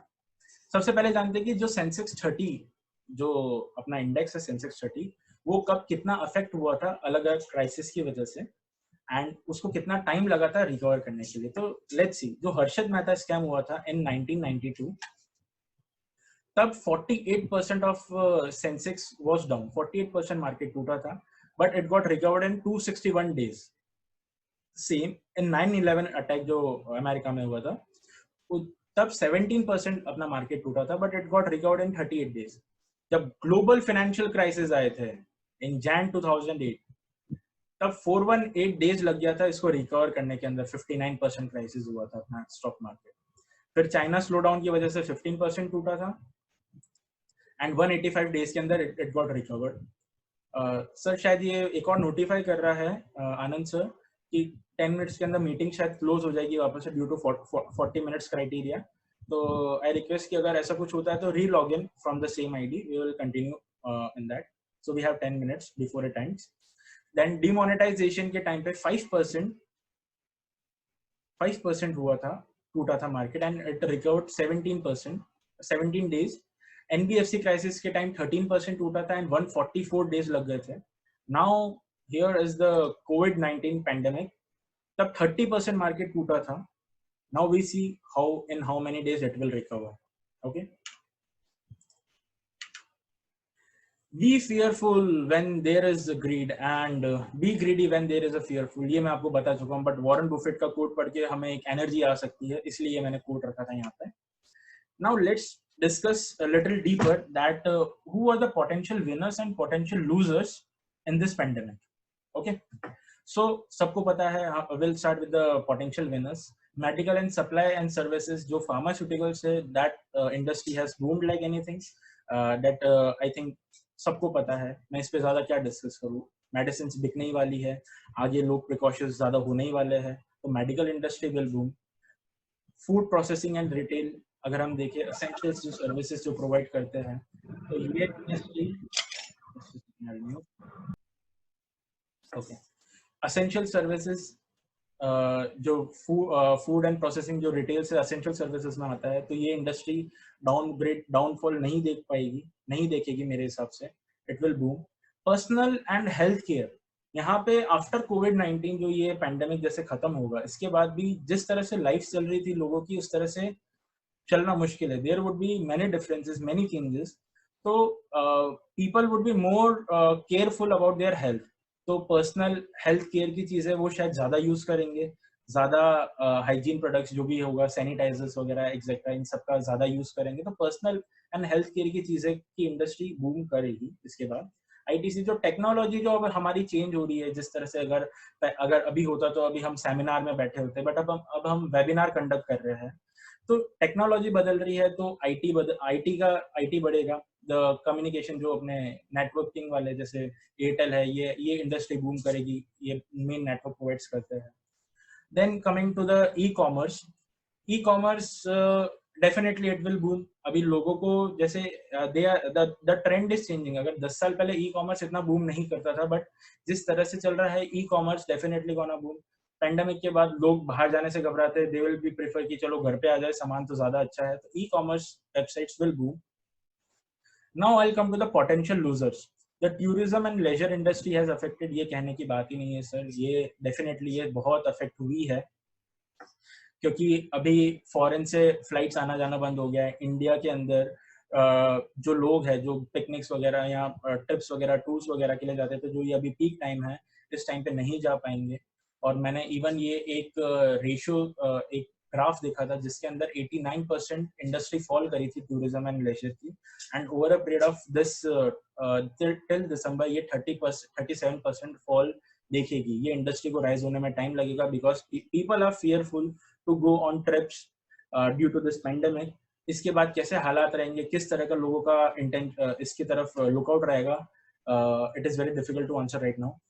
Then aviation and maritime, aviation industry पता है ये अभी लॉकडाउन की वजह से कंप्लीटली इसको रोक दिया गया है, डोमेस्टिक फ्लाइट्स बंद कर दी गई है। पर एक ये भी पॉइंट नोट करने की बात है कि जिस तरह से पहले एयरलाइन इंडस्ट्री डील करती थी, जिस तरह से लोग पहले ट्रैवल करते थे, शायद उतना इजीली और उतना वाइडली लोग शायद ट्रैवल ना करें due to fear. And even aviation industry अभी फ्यूल की वजह से शायद it got cheaper, but aviation industry will suffer because people would be less interested in traveling. Now they will be more towards the working from home or less travel. So this industry will be affected highly. The automotives, जो car industry है, जो two wheeler industry है, automotive, ये already affected sector था pandemic से पहले भी, due to the government rates and slow down, economic slow down. Then car industry was already facing, but एक दूसरा एनालाइज करे अगर इस सिचुएशन में, अगर थोड़ा सा डीप लुक ले, तो जिस तरह से अभी पेंडेमिक फैला, people would be fearful to travel in train, flights, even the buses. तो पीपल वुड प्रेफर कि हमारी पर्सनल कार हो या हमारी पर्सनल टू व्हीलर हो, तो हम उससे ट्रैवल करते हैं, जिससे हम किसी के कांटेक्ट में नहीं आएंगे, हम हमारी सेफ्टी हमारे हाथ में है. तो शायद सब फोर व्हीलर अफोर्ड नहीं कर पाए, but everybody would be like चल टू व्हीलर तो हम ले ही सकते हैं, एटलीस्ट हमारी थोड़ी बहुत सेफ्टी तो होगी. सो कंसिडरिंग दैट, ऑटोमोटिव जो टू व्हीलर सेगमेंट है वो शायद बूस्ट कर सकता है according to my opinion. Construction and real estate, ये एक सेक्टर है जहां बहुत फाइनेंशियल क्रंच लोग देख पाएंगे, क्योंकि अगर लोन वगैरह ज्यादा लिया तो interest burden would be there. But अगर इसकी ग्रोथ की अगर बात करें तो दो एस्पेक्ट्स है. एक तो अभी लोगों के पास बाइंग पावर नहीं है घर खरीदने की, but considering the work from home culture, people will require a more room, a extra room to deal with their office stuff. So in that, with that perspective, people will buy houses जो जिनका 2 BHK था वो शायद अब 3 BHK की तरफ move करेंगे, because the profession will demand this. मतलब उनका जो वर्क होगा वो डिमांड करेगा. तो मेरा पर्सपेक्टिव है कि रियल एस्टेट थोड़े टाइम बाद ये बूम कर सकता है. So these are the things जो मैंने एक इस पे छोटा सा ओवरव्यू लिया है, बाकी इतने अफेक्टेड नहीं थे तो मैं इन चीजों को कवर नहीं कर रहा हूँ. एंड आगे बढ़ते हैं. एक और इसमें थोड़ी स्टडी की थी कि जब जब मार्केट फॉल हुआ था तो कितने टाइम के अंदर, sorry for the scribbling, and जब जब मार्केट फॉल हुआ था तब कितने टाइम के अंदर मार्केट कितना परसेंट राइज हो गया था, रिकवर हो गया था, वो उसकी स्टडी है. इन जून 1996 there was expected 33% fall was seen, but 3 months के अंदर 42% recover हो चुका था. and by the 12 months, क्योंकि market does experience the fluctuations, but 28% rise already वो देख चुका था.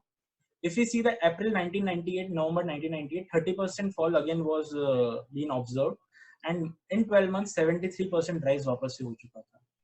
Same in 40% in Feb to September 1, 40% fall was seen. तो 6 मंथ्स के अंदर 35% वॉज रिकवर्ड.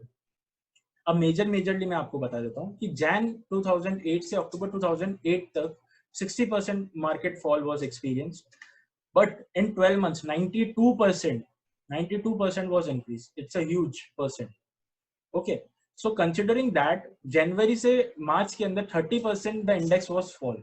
तो एक महीने का रेशियो तो मेरे पास है, it was 18%, it was recovered in by April 2020. अब let's see कि plus 3 months, plus 6 months, plus 12 months में कितना होगा. Based on the past recoveries, 12 months के अंदर ये at least जितना टूटता है उससे ज्यादा recover कर लेता है as per the study. So let's hope for the best. Now I want to shed light on the sectors changes. कौन से sectors है जो affected हुए थे market capitalization के point of view से. हम compare करेंगे यहाँ पे Feb 2020 एंड मार्च 2020 का कैपिटलाइजेशन, और इसका YOY का हम परसेंटेज देखेंगे. तो फार्मा का जो था वो 3% फॉल इसने एक्सपीरियंस किया था टोटल. IT इंफॉर्मेशन टेक्नोलॉजी जो कंपनीज है उन्होंने 10% फॉल एक्सपीरियंस किया था. टेलीकॉम इंडस्ट्रीज ने 13%, कंज्यूमर गुड्स ने 13%, एनर्जी ने 15%, फर्टिलाइजर्स एंड पेस्टिसाइड्स ने 21%, then healthcare services ने 26%, chemicals, metals ने 29%, 30% किया था experience. Media and entertainment was highly suffered, 30% fall हुआ था इसके मार्केट कैपिटलाइजेशन में. ओवरऑल इंडस्ट्री की बात कर रहे हैं या सेक्टर वाइज बात कर रहे हैं. Financial services 31% fall it has experience. Textiles 32%. Major industry was affected was construction 33.4% and paper industry 41.5%. ये मेजर डाउनफॉल हमने एक्सपीरियंस किया है मार्केट कैपिटलाइजेशन में फ्रॉम मार्च, मतलब फेब टू मार्च के अंदर. So it was huge in paper industry.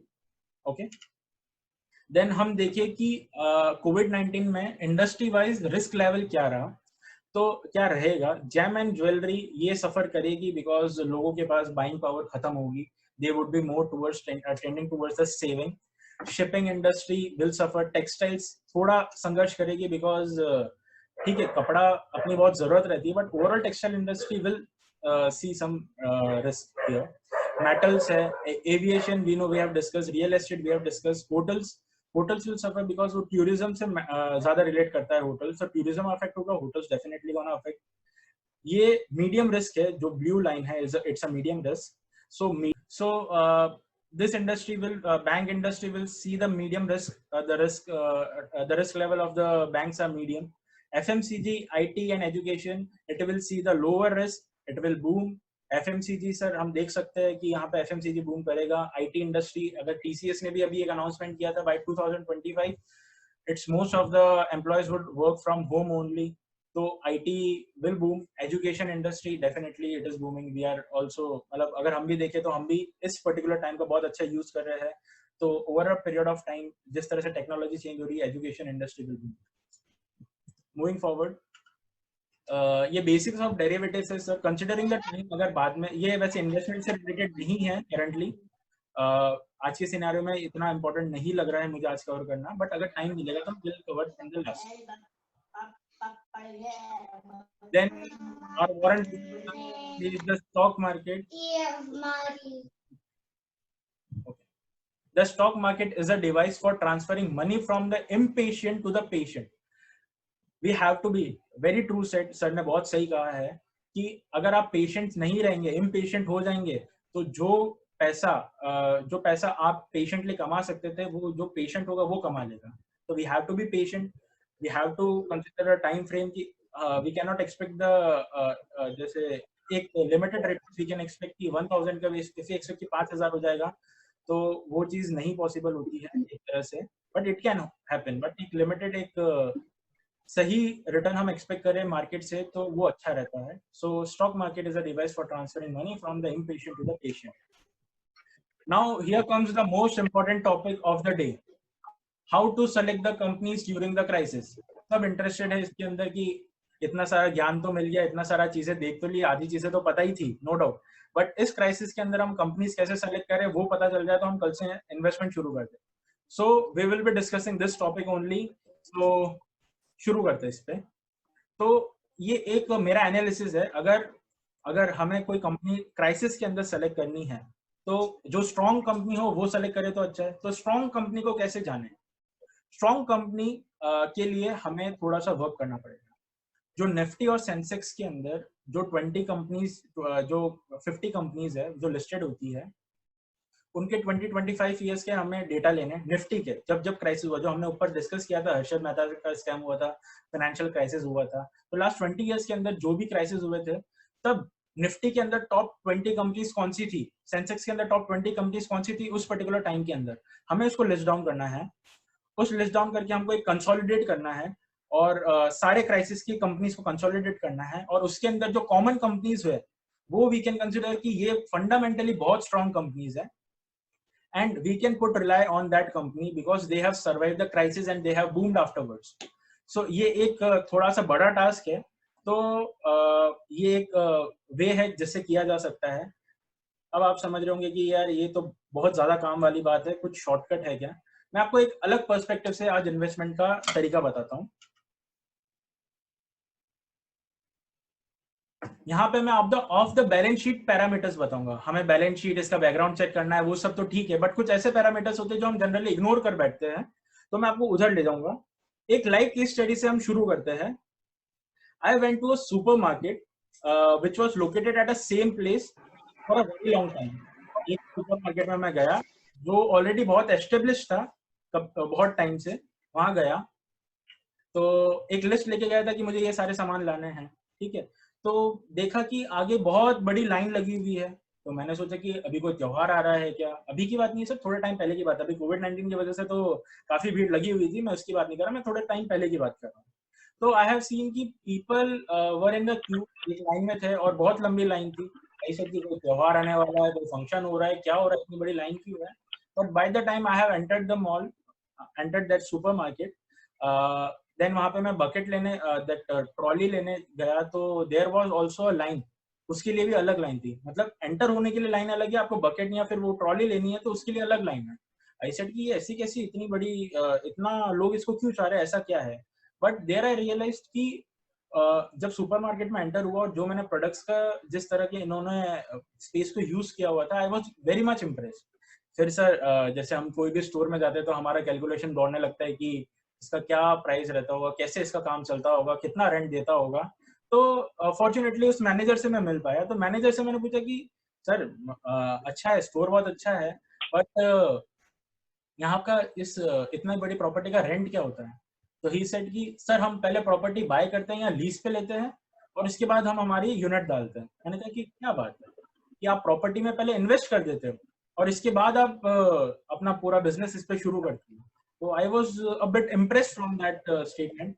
फिर मैं घर आया, फिर मैंने इसके ऊपर बैकग्राउंड रिसर्च शुरू किया। देन आई रियलाइज कि this company was formed 18 years ago. 18 years ago पहले बनी थी कंपनी। 14 इयर्स के अंदर इसने सिर्फ 100 स्टोर्स खोल पाई थी, बट उसके नेक्स्ट 4 इयर्स के अंदर इसने 100 और स्टोर्स, मतलब it has more than 200 stores.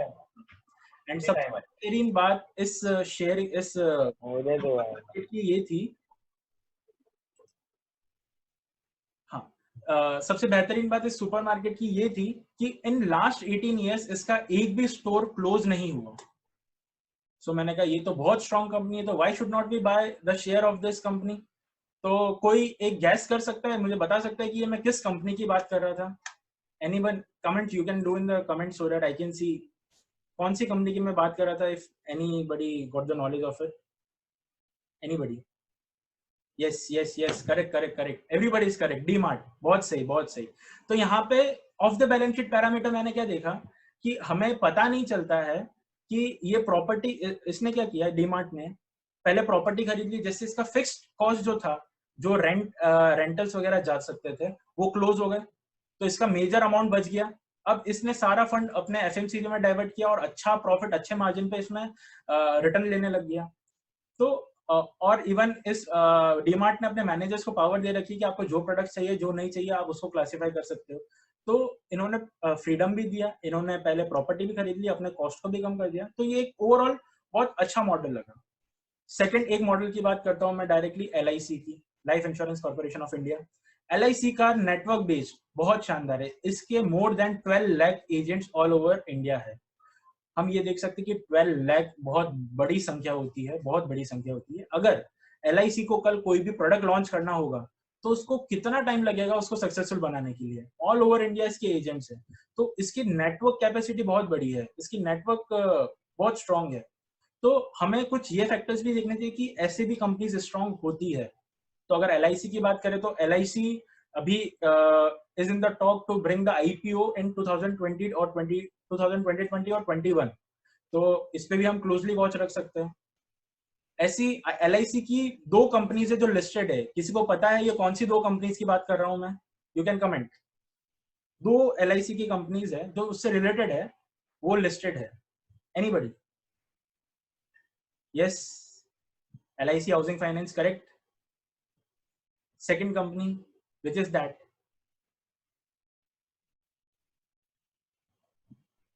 Yes, LIC Housing Finance Company, it's correct.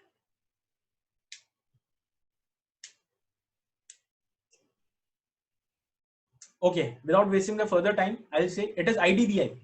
IDBI के अंदर भी LIC की होल्डिंग है, LIC की होल्डिंग है, तो वो भी एक, ये 2 लिस्टेड है, हम इसको भी कंसिडर कर सकते हैं। ठीक है, आगे बढ़ता हूँ sir. Brand value, brand value से याद आता है मुझे ज़ारा याद आता है, शॉपर स्टॉप याद आता है, जो ब्रांड वैल्यू के नाम पे बहुत बहुत चलता है। तो समटाइम्स वी हैव टू सी कि लोगों का पर्सपेक्टिव ब्रांड वैल्यू की तरफ क्या है। ये of the balance sheet parameters है। बैलेंस शीट के अंदर हमें पता चलता है कि हाँ ये इसका रेवेन्यू क्या है, बट लोगों की थिंकिंग, लोगों का पर्सपेक्टिव हमें पता नहीं चलता है। तो brand value also plays a major role. Stability की अगर बात करें तो मैंने एक डीमार्ट का एग्जाम्पल लिया, जहां ये प्रॉपर्टी पहले बाय करता है और उसके बाद वो अपने इंफ्रास्ट्रक्चर्स को मतलब फिर उसके बाद अपना बिजनेस सेटअप करता है। बट अगर हम इसके जो कॉम्पिटिटर है बिग बाजार, तो उसको देखें तो वो भी प्रॉपर्टी बाय करता है, बट वो सारी प्रॉपर्टी बाय नहीं करता, दे टेक ऑन रेंट। तो रेंट की वजह से इसके ऊपर बर्डन बहुत हो जाता है और इसका रेवेन्यू मॉडल इतना स्ट्रांग नहीं होता है। और रेंट पे लेते हैं तो आज प्रॉपर्टी अगर आप ए लोकेशन पे देख रहे हो तो आफ्टर फ्यू इयर्स और फ्यू मंथ्स आपको बी लोकेशन पे मिलेगा, तो स्टेबिलिटी नहीं दिखती है। बट डीमार्ट ने आज तक अपना एक भी जहां भी उसने खोला है उसने चेंज नहीं किया, तो इट डिस्क्राइब्स द स्टेबिलिटी। तो एक कंज्यूमर के माइंड में आता है कि ये कंपनी है, स्टेबल है, कहीं जाएगी नहीं, तो एक माइंड बिल्डअप होता है। फिर एक डिपेंड करता है कि नो देयर एसेट्स, एसेट्स क्या है उसके। जैसे अगर आईटी कंपनी की बात करें, अगर उनके बैलेंस शीट देखेंगे तो कुछ भी नहीं दिखेगा हमें, कुछ के है इंफ्रास्ट्रक्चर थोड़ा बहुत है। पीबी रेशियो अगर मैंने बात की तो उसका पीबी रेशियो बहुत कम मिलेगा क्योंकि उनको इंफ्रास्ट्रक्चर में इन्वेस्ट करने की जरूरत ही नहीं पड़ती है। बट उनके मेजर जो एसेट्स होते हैं वो एम्प्लॉयज होते हैं, पर वो बैलेंस शीट में दिखते नहीं है। तो we can think from the other perspective कि एम्प्लॉयज है तो इसका एम्प्लॉय टर्नओवर कितना हो रहा है, कितने एम्प्लॉयज काम कर रहे हैं, इस वजह से कंपनी कितने एम्प्लॉयज को हर साल रिक्रूट कर रही है। तो वो सारे एंगल से हम देख सकते हैं, उससे हम डिसाइड कर सकते हैं कि कंपनी कैसी है।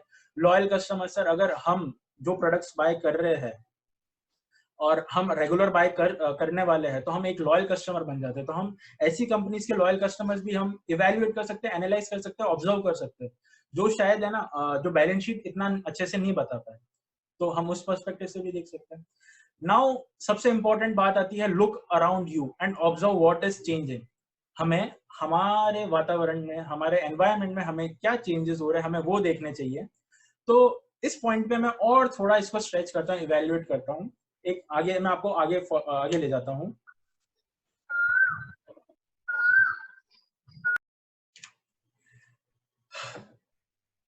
रतन जी टाटा, जमशेद जी टाटा, सब जानते होंगे जमशेद जी टाटा को।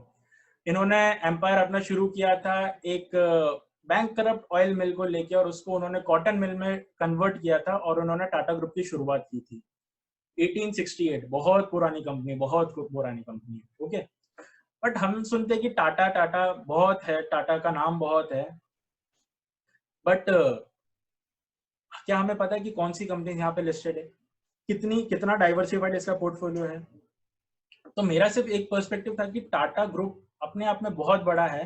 तो यहाँ देखें तो टाटा मेटालिक्स ये भी लिस्टेड है, टाटा स्टील लिस्टेड है, टीसीएस लिस्टेड है, टाटा एलेक्सी ये पूरी आईटी में आता है, ये लिस्टेड है। मेरा मेजर फोकस आपकी रिटेल की तरफ है कि वोल्टास भी है, वो इसमें जॉइंट वेंचर में गई हुई है टाटा के साथ, वो भी लिस्टेड है। टाइटन लिस्टेड है, स्टारबक्स जो है वो भी टाटा जॉइंट वेंचर में इसमें है। टाटा सॉल्ट अपने आप में एक बड़ा ब्रांड है। स्टार हाइपर सिटी करके है, अलग अलग इसकी ब्रांचेस है, वो भी बहुत अच्छा है। वेस्ट साइड जो है जहां हम शॉपिंग वगैरह करते हैं, west side is also of the Tata. Tata T is of Tata. Tata power है, टाटा स्काई है, ताज जो ताज ग्रुप है जो इस ब्रांड नेम में आता है, ये भी एक लिस्टेड कंपनी है। जिंजर होटल्स इसका है, विस्तारा एयर एशिया के अंदर ये टाटा का है। So my point here was कि टाटा का नाम सुना है, बट टाटा कहाँ कहाँ कितने कितने सेगमेंट में इसकी अप्रोच है वो हमें नहीं पता थी। तो इस चार्ट के द्वारा मैं सिर्फ आपको ये बताना चाह रहा था कि Tata is a huge brand, but we don't know from minute, मतलब बहुत छोटी छोटी चीजें शायद हमको इतना पता नहीं। बड़ी बड़ी चीजें कि टाटा कंसल्टेंसी सर्विस सबको पता है, इसलिए हमारा ध्यान से उधर जाता है। But there are many other factors, even Land Rover और जैगुआर भी टाटा की ही है, Tata Motors. Okay, moving forward, अब थोड़ा गेम हो जाए, ठीक है। अब आप अपने चैट्स ऑन कर लीजिए, मैं बोलता हूं आप उसका फटाफट आंसर करिएगा। आपको क्या करना है इसके अंदर, मैं आपको एक सिचुएशन दे रहा हूं कि ये कंपनी ये काम करती है, पर ये कंपनी किस नाम से लिस्टेड है स्टॉक एक्सचेंज पे। तो हम शुरू करते हैं गेम। Is everybody ready? सिर्फ यस यस यस यस करके आप शुरू कर सकते हैं, फिर मैं ये क्वेश्चन आंसर शुरू करता हूँ। यस यस 5-6 भी देख लो तो मैं शुरू कर दूंगा। ओके ओके ओके ओके, जोरदार जोरदार जोरदार। Okay, let's start it. It is a company of whose 5,500 cups of the coffee are consumed every second worldwide, and it is the leading manufacturer of Maggi and Kit Kat. क्या बात है, मेरा तो सवाल पढ़ने से पहले आप, मैं सवाल पढ़ लेता हूँ उसके बाद आप आंसर करिए, जिससे क्या सब पार्टिसिपेट कर पाएंगे। Nestle, yes, it's a very correct answer.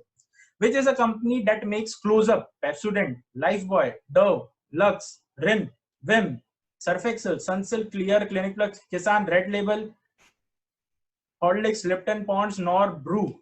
Yes, it's correct. HUL. Next, which company was bought by the Patanjali in reverse merger? Which company was bought by the Patanjali in reverse merger?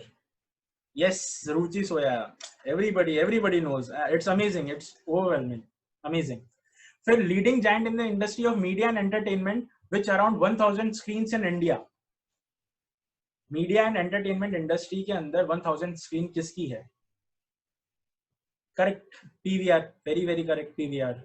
Moving forward, company who makes Aashirvaad atta, Fiama Di Wills, Vivel, Savlon, Superia, Engage, Paperkraft, Classmate, ITC. Yes, आज ही हमने इसको evaluate किया था. ITC है. Very correct, very correct. And I am very happy कि आप इतना एक्टिवली पार्टिसिपेट कर रहे हैं. It's amazing. Moving forward, has the monopoly in the business of transportation and having a private trains running under its name. Yes, it's correct. IRCTC. यहाँ उसका monopoly business है IRCTC का. Yes, I am talking here about the IRCTC. मुझे शायद और नहीं पता, but मेरा यहाँ पे पर्सपेक्टिव IRCTC का था. डोमिनोज पिज्जा किस नाम से लिस्टेड है बताइए? Yes, very correct. Jubilant Food, correct. CNG popular in Mumbai, जो गवर्नमेंट ओन टाइप की है, महानगर गैस. Very active. बहुत बढ़िया. महानगर गैस. जोमेटो, नौकरी.com, जीवन साथी, ये कौन सी कंपनी के अंदर ये under which brand name it is there, under which company name it is there? Info Edge. Yes, it's correct, Info Edge. Amazing, you have outstanding knowledge. I really appreciate. Pepsi, Mirinda, Aquafina, Lay's, Tropicana, ये कौन सी company के अंदर है? Pepsi, Mirinda,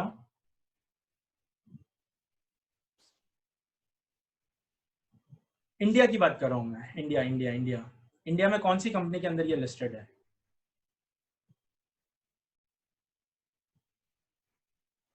no, Abhinav Kabra has given the right answer. It's Varun Beverages. It's a correct answer. I'll move forward. Parachute, Saffola, Revive, Livon, ये कौन सी companies बनाती है? Amazing. Marico. Yes, it's a Marico. Okay. Diamond Wafers कौन सी company बनाती है बताइए?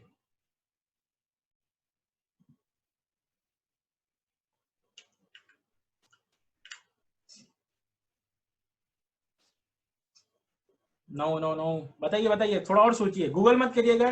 Simple मैं बता दूंगा, इसकी कोई दिक्कत नहीं. आपको जो आंसर आ रहा है बताइए. No, ITC, it is not ITC, it is not Parag Food. जो भी आपके मन में आ रहा है. It's okay to be wrong. It's okay.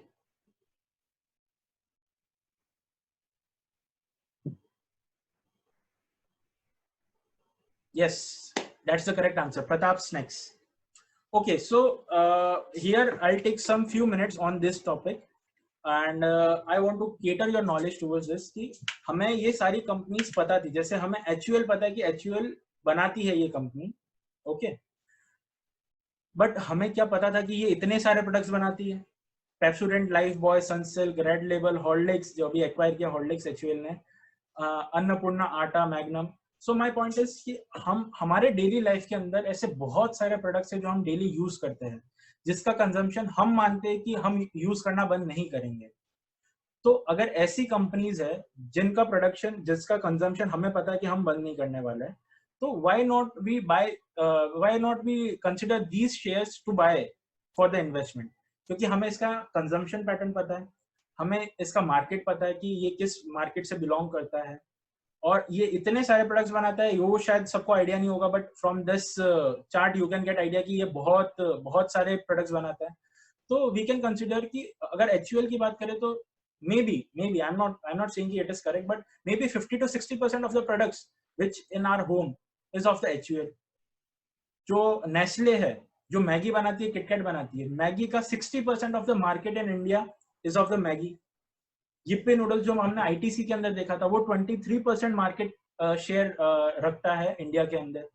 तो ये ऐसी ब्रांड्स हैं जिनका कंजम्पशन हम नहीं रोकने वाले, हम यूज करेंगे ही करेंगे, and we know the pattern. तो we should consider this aspect. एक अलग एस्पेक्ट से हम अगर स्टॉक को इवेल्युएट करें तो अच्छा रहेगा. एक मैंने चीज देखी है, सुनी है, कि जो भी पब्लिक इंफॉर्मेशन हमें जो मिलती है ना, जब हमारे तक पहुंचती है तब तक वो ऑलरेडी शेयर की प्राइस के अंदर कंज्यूम होके, मतलब वो मिक्स हो चुकी होती है. उसके अंदर जो चेंजेस आने होते हैं वो ऑलरेडी आ चुके होते हैं. तो हम अगर एक्सपेक्ट करते हैं कि हाँ ये न्यूज आ गई, चलो अभी इन्वेस्ट कर लेते हैं या चलो डाइवेस्ट कर लेते हैं, तब तक जो मेजर प्लेयर्स होते हैं ना वो उसमें खेल के निकल जाते हैं। बट उन मेजर प्लेयर्स को, जो उन मेजर जो लीडर्स है शेयर मार्केट के, उनको ये बेसिक रूट ग्राउंड्स की चीजें नहीं पता है कि जनरल पब्लिक कितना कंज्यूम क्या क्या कर रही है। बट ये एज अ कॉमन मैन हम ये इवेल्युएट कर सकते हैं कि हमारे घर में कितनी प्रोडक्ट्स आ रही है और ऐसे कितने घर में प्रोडक्ट्स आ सकती है, that we can evaluate. Moving forward, Patanjali एक अलग ही ब्रांड चल रहा है, इसके ऊपर मुझे ज्यादा बोलने की जरूरत नहीं है। मैं एक पीवीआर का एग्जांपल यहाँ पे और थोड़ा स्ट्रेच करना चाहता हूँ कि being the youth or even the elders, everybody likes to go to the cinema. क्या हमारा सिनेमा जाना बंद होगा?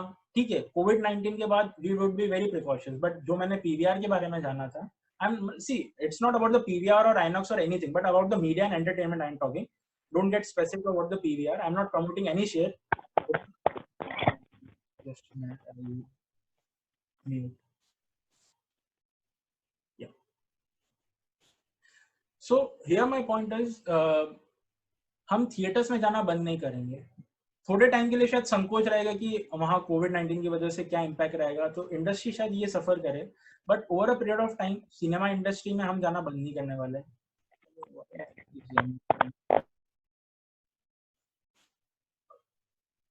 सो मेरा ये पॉइंट है कि जो यूथ है वो जाना बंद नहीं करेगी, हम भी ओकेजनली सिनेमा जाते हैं, तो why don't we buy the share of such cinema और एंटरटेनमेंट इंडस्ट्री। ये भी एक पॉइंट ऑफ व्यू है मेरा सोचने का कि अगर हम समझते कि हमें जाना है तो हम एक फंड अलोकेट कर ले इसके लिए कि ये पर्टिकुलर फंड सिनेमा में डाल दिया, अगर इससे जो रिटर्न आएगा उससे हम टिकट बाय करके हम मूवी देख के आ जाएंगे। तो ये एक अलग पर्सपेक्टिव से मैं बात कर रहा हूँ कि हमने एक फंड अलोकेट कर दिया जिससे क्या हमारी कैपिटल नहीं टूटेगी और over a period of time with the market ये शेयर भी ग्रो करेगा, हमारी वेल्थ भी क्रिएट करेगा। ओके, सो सेम विथ एक और ये अगर मैं लूँ एक second, the IRCTC, most of the CA have to travel, basically have to travel to one city to other city, one state to other state, तो उनको ट्रेन में ट्रेवल करना पड़ता है। एंड अगर हम देखें IRCTC charges near about 40 rupees for AC ticket, okay, और अगर हम 50 भी अगर हम एक्सपेक्ट करते हैं तो it near go about 2000 rupees. वो हमारा पैसा सिर्फ एज अ कन्वीनियंस चार्जेस या एज अ IRCTC चार्जेस हमें देना पड़ता है। तो वी कैन थिंक कि हम एक इसके लिए एक फंड, मतलब हम IRCTC के शेयर में इन्वेस्ट कर लें, उससे जो डिविडेंड आएगा, उससे जो रिटर्न आएगा, उससे हमारा जो ये खर्चा हो रहा है वो खत्म हो जाएगा, जो हम IRCTC को चार्जेस दे रहे हैं वो खत्म हो जाएगा। एक अलग पर्सपेक्टिव से हम सोच सकते हैं कि अगर हम इस तरह का इन्वेस्टमेंट करें, एक fund allocate, basically it's a fund allocation, ये इससे आपका पोर्टफोलियो बन ही रहा है, ठीक है, इट्स अ फंड अलोकेशन। अगर हम इसको थोड़ा प्रॉपरली यूज करें तो क्या हर्ज है। अगर मैं डोमिनोज पिज्जा की अगर यहाँ पे बात करूं तो आज से अगर 20 साल पहले अगर हमें पार्टी करनी होती थी तो हम शायद घर पे कर लेते थे या एक छोटा सा गेट टुगेदर अरेंज कर लेते थे घर पे, ठीक है। बट आज अगर हमें पार्टी करनी होती है तो बोलते चलो भाई डोमिनोज चलो, या डोमिनोज चलो, मैकडोनल्ड्स चलो, पिज्जा चलो, ETC जो भी है।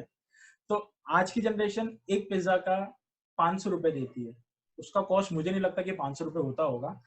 और अगर हम खुद अगर घर पे अगर बना ले पिज्जा तो it will cost near about 50 rupees 60 rupees maximum, वो भी बहुत ज्यादा बोल रहा हूँ मैं, बट इतना। बट क्या आप इस ट्रेंड को चेंज कर सकते हो? क्या इस ट्रेंड को आप घर में किसी को रोक सकते हो कि डोमिनोज का पिज्जा मत खा?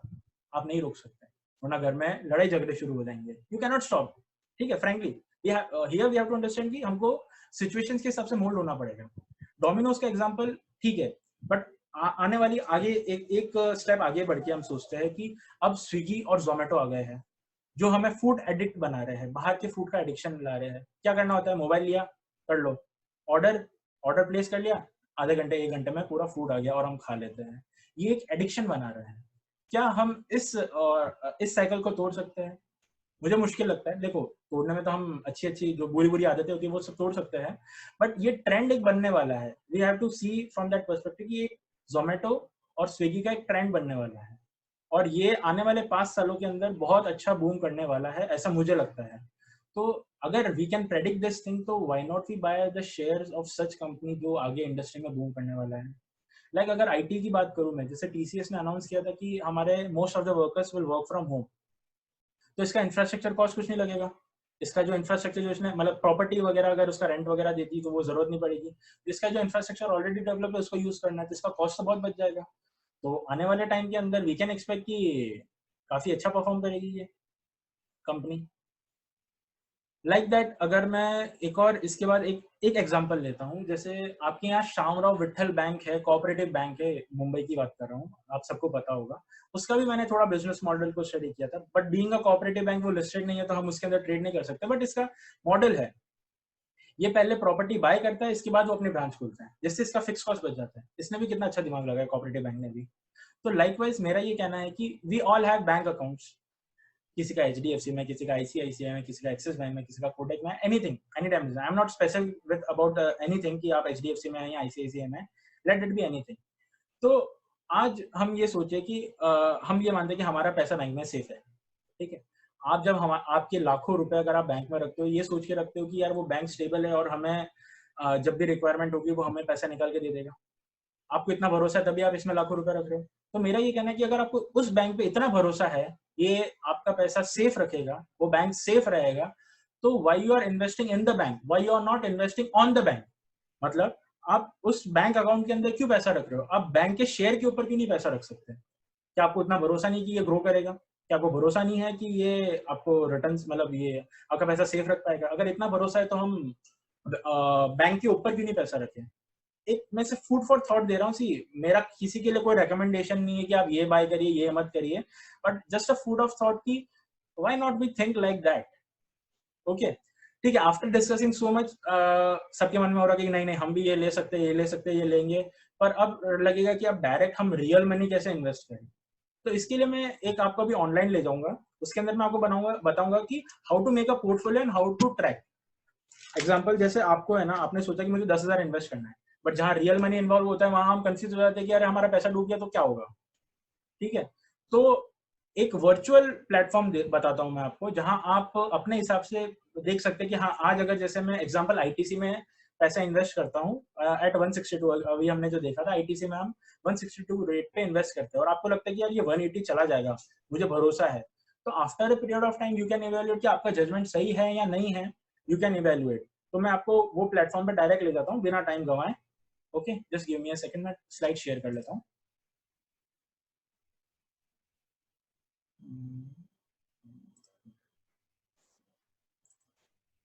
मैं मनी कंट्रोल पे ही है, मनी कंट्रोल के ऊपर मैंने क्या किया, लॉगिन कर लिया था, मैंने मेरे आईडी से लॉगिन करके रखा है जिससे we can save some time. Then I have clicked on the portfolio and portfolio click करने के बाद मैंने कुछ पोर्टफोलियो के अंदर ऐड करके रखे हुए हैं और मैं आपको और बता दूंगा कैसे ऐड करना है, क्योंकि हमारा टाइम वेस्ट ना हो। मुझे थोड़ा इसमें इवैल्यूएशन आपको बताना था कि किस तरह से हमें इवैल्यूएट करना है, इसलिए मैंने ऑलरेडी इसमें सेव करके रखा हुआ था। सो मनी कंट्रोल सबको विजिबल है ना, you can just right yes yes, एक दो यस आ जाए तो मैं आगे फॉरवर्ड आगे मूव करता हूँ।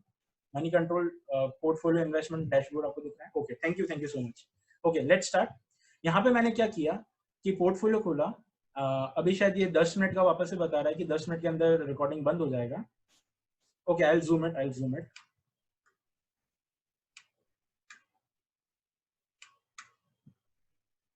आई थिंक सो इससे ज्यादा जूम करूंगा तो आपको सही से जो मुझे दिखाना है मैं आपको दिखा नहीं पाऊंगा इन अ व्यू। ओके सो यहाँ पे मैंने स्टॉक्स पे क्लिक किया,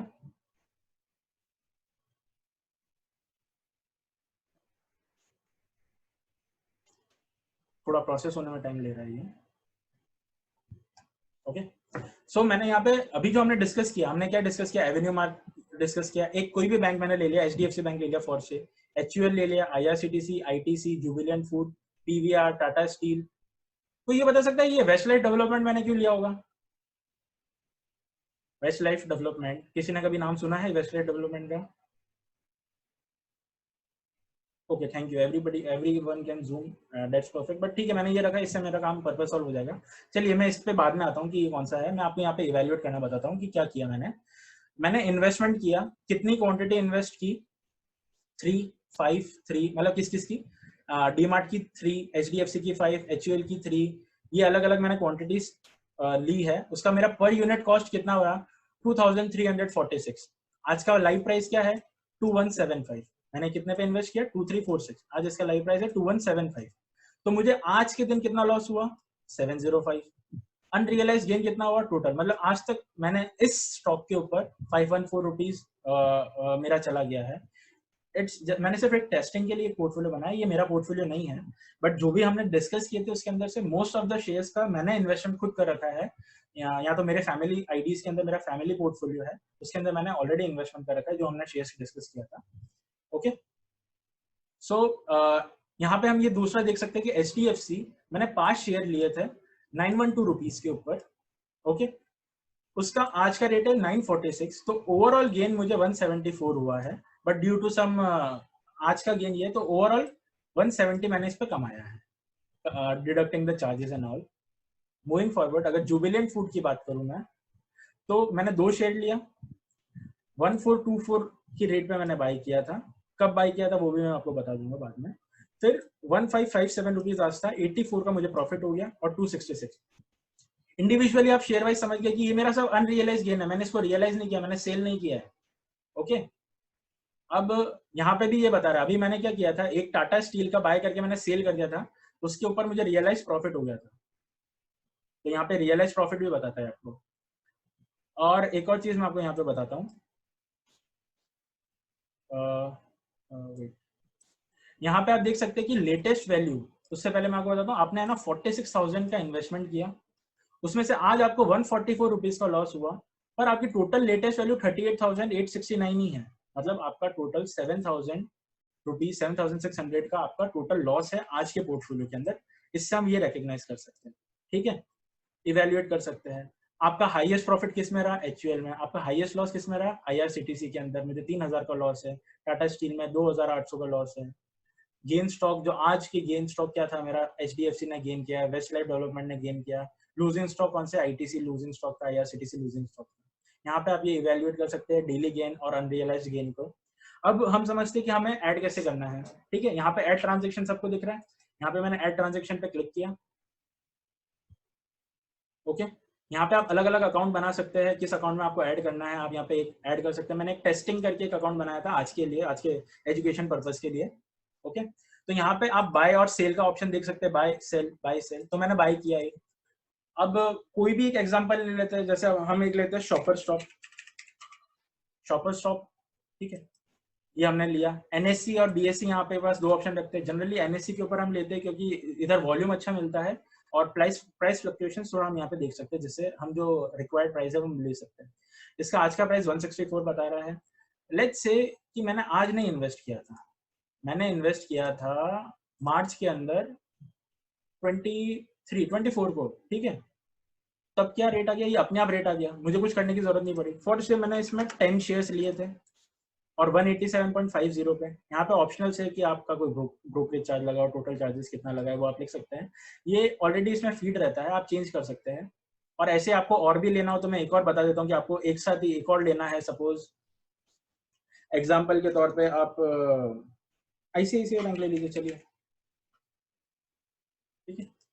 ICICI बैंक आपने सोचा मुझे आज ही इन्वेस्ट किया, मैंने 2 शेयर ले लिए। ओके, तो 2 शेयर ले लिए, इसका टोटल नेट अमाउंट कितना हो गया, 682 का आपका इन्वेस्टमेंट हो गया। आपने कहा कि ठीक है मैंने आज 2 लिए, मुझे दो ही चाहिए, तो आपने यहाँ पे इसको ऐड कर दिया ट्रांजेक्शंस में, ट्रांजेक्शन ऐड सक्सेसफुली। फिर ये अपने आप वो होता है, रिफ्रेश होता है और हमें दिखाएगा। अभी हमने क्या क्या किया, एक तो ICICI बैंक किया है, एक शॉपर स्टॉप किया है। तो लेट्स सी, थोड़ा सा प्रोसेस होने में टाइम लग रहा है ड्यू टू नेटवर्क। ओके, सो हमने ICICI बैंक लिया, 2 शेयर लिया 341 की रेट के ऊपर 0.75। ये ओवरऑल गेन 21 रुपीज बता रहा है। ये आज ही हमने इन्वेस्ट किया इसलिए ये गलत बता रहा है, बट हम यहाँ पे ओवरऑल देख सकते हैं कि -1 रुपीज का हमारा लॉस हुआ है। ओके, नेक्स्ट हमने क्या किया था, शॉपर स्टॉप का मैंने 10 शेयर्स लिया था 187 के ऊपर, आज इसका 164 का भाव है और 231 का हमारा टोटल लॉस हो गया। So like that you can evaluate. Even मुझे यहाँ पे ना वॉच लिस्ट का मुझे ऑप्शन नहीं दिखा। Even money control has a good feature. Actually मैं मनी कंट्रोल पे क्यों बता रहा हूँ, क्योंकि मैं इसको यूज करता हूँ और मुझे ये यूजर फ्रेंडली लगता है। देयर आर मेनी साइट्स, वो आप यूज कर सकते हो। मैंने सिर्फ एक एग्जांपल के तौर पे मनी कंट्रोल लिया है। इसके अंदर एक और फीचर रहता है कि जस्ट लाइक आपको ना सिर्फ वॉच रखनी है, तो व्हाट यू कैन डू, अगर आप मनी कंट्रोल डाउनलोड करेंगे और आप उसमें कोई शेयर डालेंगे तो उसके ऊपर एक उसमें प्लस का साइन होता है, प्लस, तो उधर आप देख सकते हैं कि ऐड टू द पोर्टफोलियो और ऐड टू वॉच लिस्ट, तो आप वहाँ पे एक वॉच लिस्ट क्रिएट कर सकते हो और आप उसको रेगुलर ट्रैक कर सकते हो। तो एट राइट प्राइस आपको, आपका जब प्राइस आता है तब आप उसके अंदर आप जब आपको सही लगे तब आप बाय कर सकते हो। So this was all about the portfolio. Okay, इस तरह से मैनेज करना है। And again I will take back to you to the slide. मेरा ऑलमोस्ट प्रेजेंटेशन कंप्लीट होने आया। Just for the value addition, कुछ यूजफुल बुक्स ऑन इन्वेस्टमेंट के नेम्स है। मैं एक एक का इन्वेस्टमेंट का नेम लेने की जगह मैंने सारे एक साथ लिख लिए। इधर you can write it down और यू कैन टेक स्क्रीनशॉट, और वैसे शायद पीपीटी शेयर होगा आई गेस, तो जो आपको सही लगे वो आप कर सकते हैं। इसका नाम लिख लीजिए, इट विल हेल्प यू। ये बिगनर्स के लिए है, बिगनर्स और बाकी स्टॉक मार्केट का यह भी अच्छा इन्फॉर्मेशन देता है, तो you can refer this. I believe आप सब स्क्रीनशॉट ले रहे हैं, तो मैं मूव फॉरवर्ड करता हूँ without wasting the time. And just a minute, I'll mute. Yeah, it's muted. Okay, these are the useful websites which I use for the analysis of the investment. या आप इसका भी स्क्रीनशॉट ले सकते हैं। क्या क्या है? moneycontrol.com जो हमने देखा है, LiveMint करके है, Simply Wall, कुछ पेड भी हो सकते हैं, कुछ अनपेड भी हो सकते हैं, किसी का ट्रायल भी हो सकता है। See I am not promoting, but जो मैं यूज करता हूँ मैं वो यहाँ पे बता रहा हूँ। विकीपीडिया ये बहुत अच्छा है, अगर आपको किसी का भी बैकग्राउंड चेक करना हो तो you can take the screenshot if you want, otherwise जैसा भी हो आप देख लीजिए। And again, now the last quote of the Warren Buffett: only buy something that you had been perfectly happy to hold if the market shut down for 10 years. It just means आप वही shares में invest करें, जिसके अंदर आप you are very sure कि अगर ये कंपनी ये मार्केट जो स्टॉक मार्केट अगर कल बंद भी हो जाए ना तो भी मुझे वो शेयर लेके दुख नहीं होगा। It means strong shares, fundamentally strong हो, उसके फाइनेंशियल स्ट्रॉन्ग हो, आपको उसी शेयर्स में इन्वेस्ट करना चाहिए। ये वॉरेन बफेट साहब कहना चाहते थे। So here I conclude. Any questions? The questions are welcome. मेरे यहाँ पे नीचे लिंक दे रखी है, यूट्यूब पे आप मुझे सब्सक्राइब कर सकते हैं अगर आपको वीडियोस अगर जानने हैं। अगर आप मुझे मेल कर सकते हैं CA दिव्यांश जैन के अंदर। आप मुझे लिंक्डइन पे फॉलो कर सकते हैं, आप मुझे पर्सनली व्हाट्सएप भी कर सकते हैं। मैंने सारी चीजें यहाँ पे स्लाइड दे रखी है। Sir, so Anand sir, over to you. Hello. Yes, sir. So my slide is complete. Yes, Divyanji, it was a very thrilling presentation, and I hope everybody has gained a lot. I would request Jomon sir to give vote of thanks.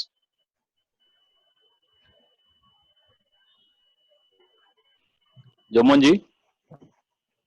Hello. Good evening to all. Nice to see all of you through this platform after a long time. Thanks to technology, as we can meet through platform like this, even lockdown period. Now I would like to do the formal vote of thanks to today's learned speaker, CA Divyansh Jain. CA Divyansh Jain, you did an excellent job. Nice presentation. It was awesome. He has covered the topic share market investment for beginners in a very lucid manner. He has covered all the aspects starting from rules of investments till practical approach through comparison of different ratios and other parameters. He tried his level best to educate the members and answered and will try to answer if there is any query. Considering his contribution on the topic and the time given to us, we Panvel CPE Study Circle would like to extend our gratitude. Even if we all are in a mute mode, I would request all the participants to give a loud round of applause. Thank you so much, sir. Thank you so much.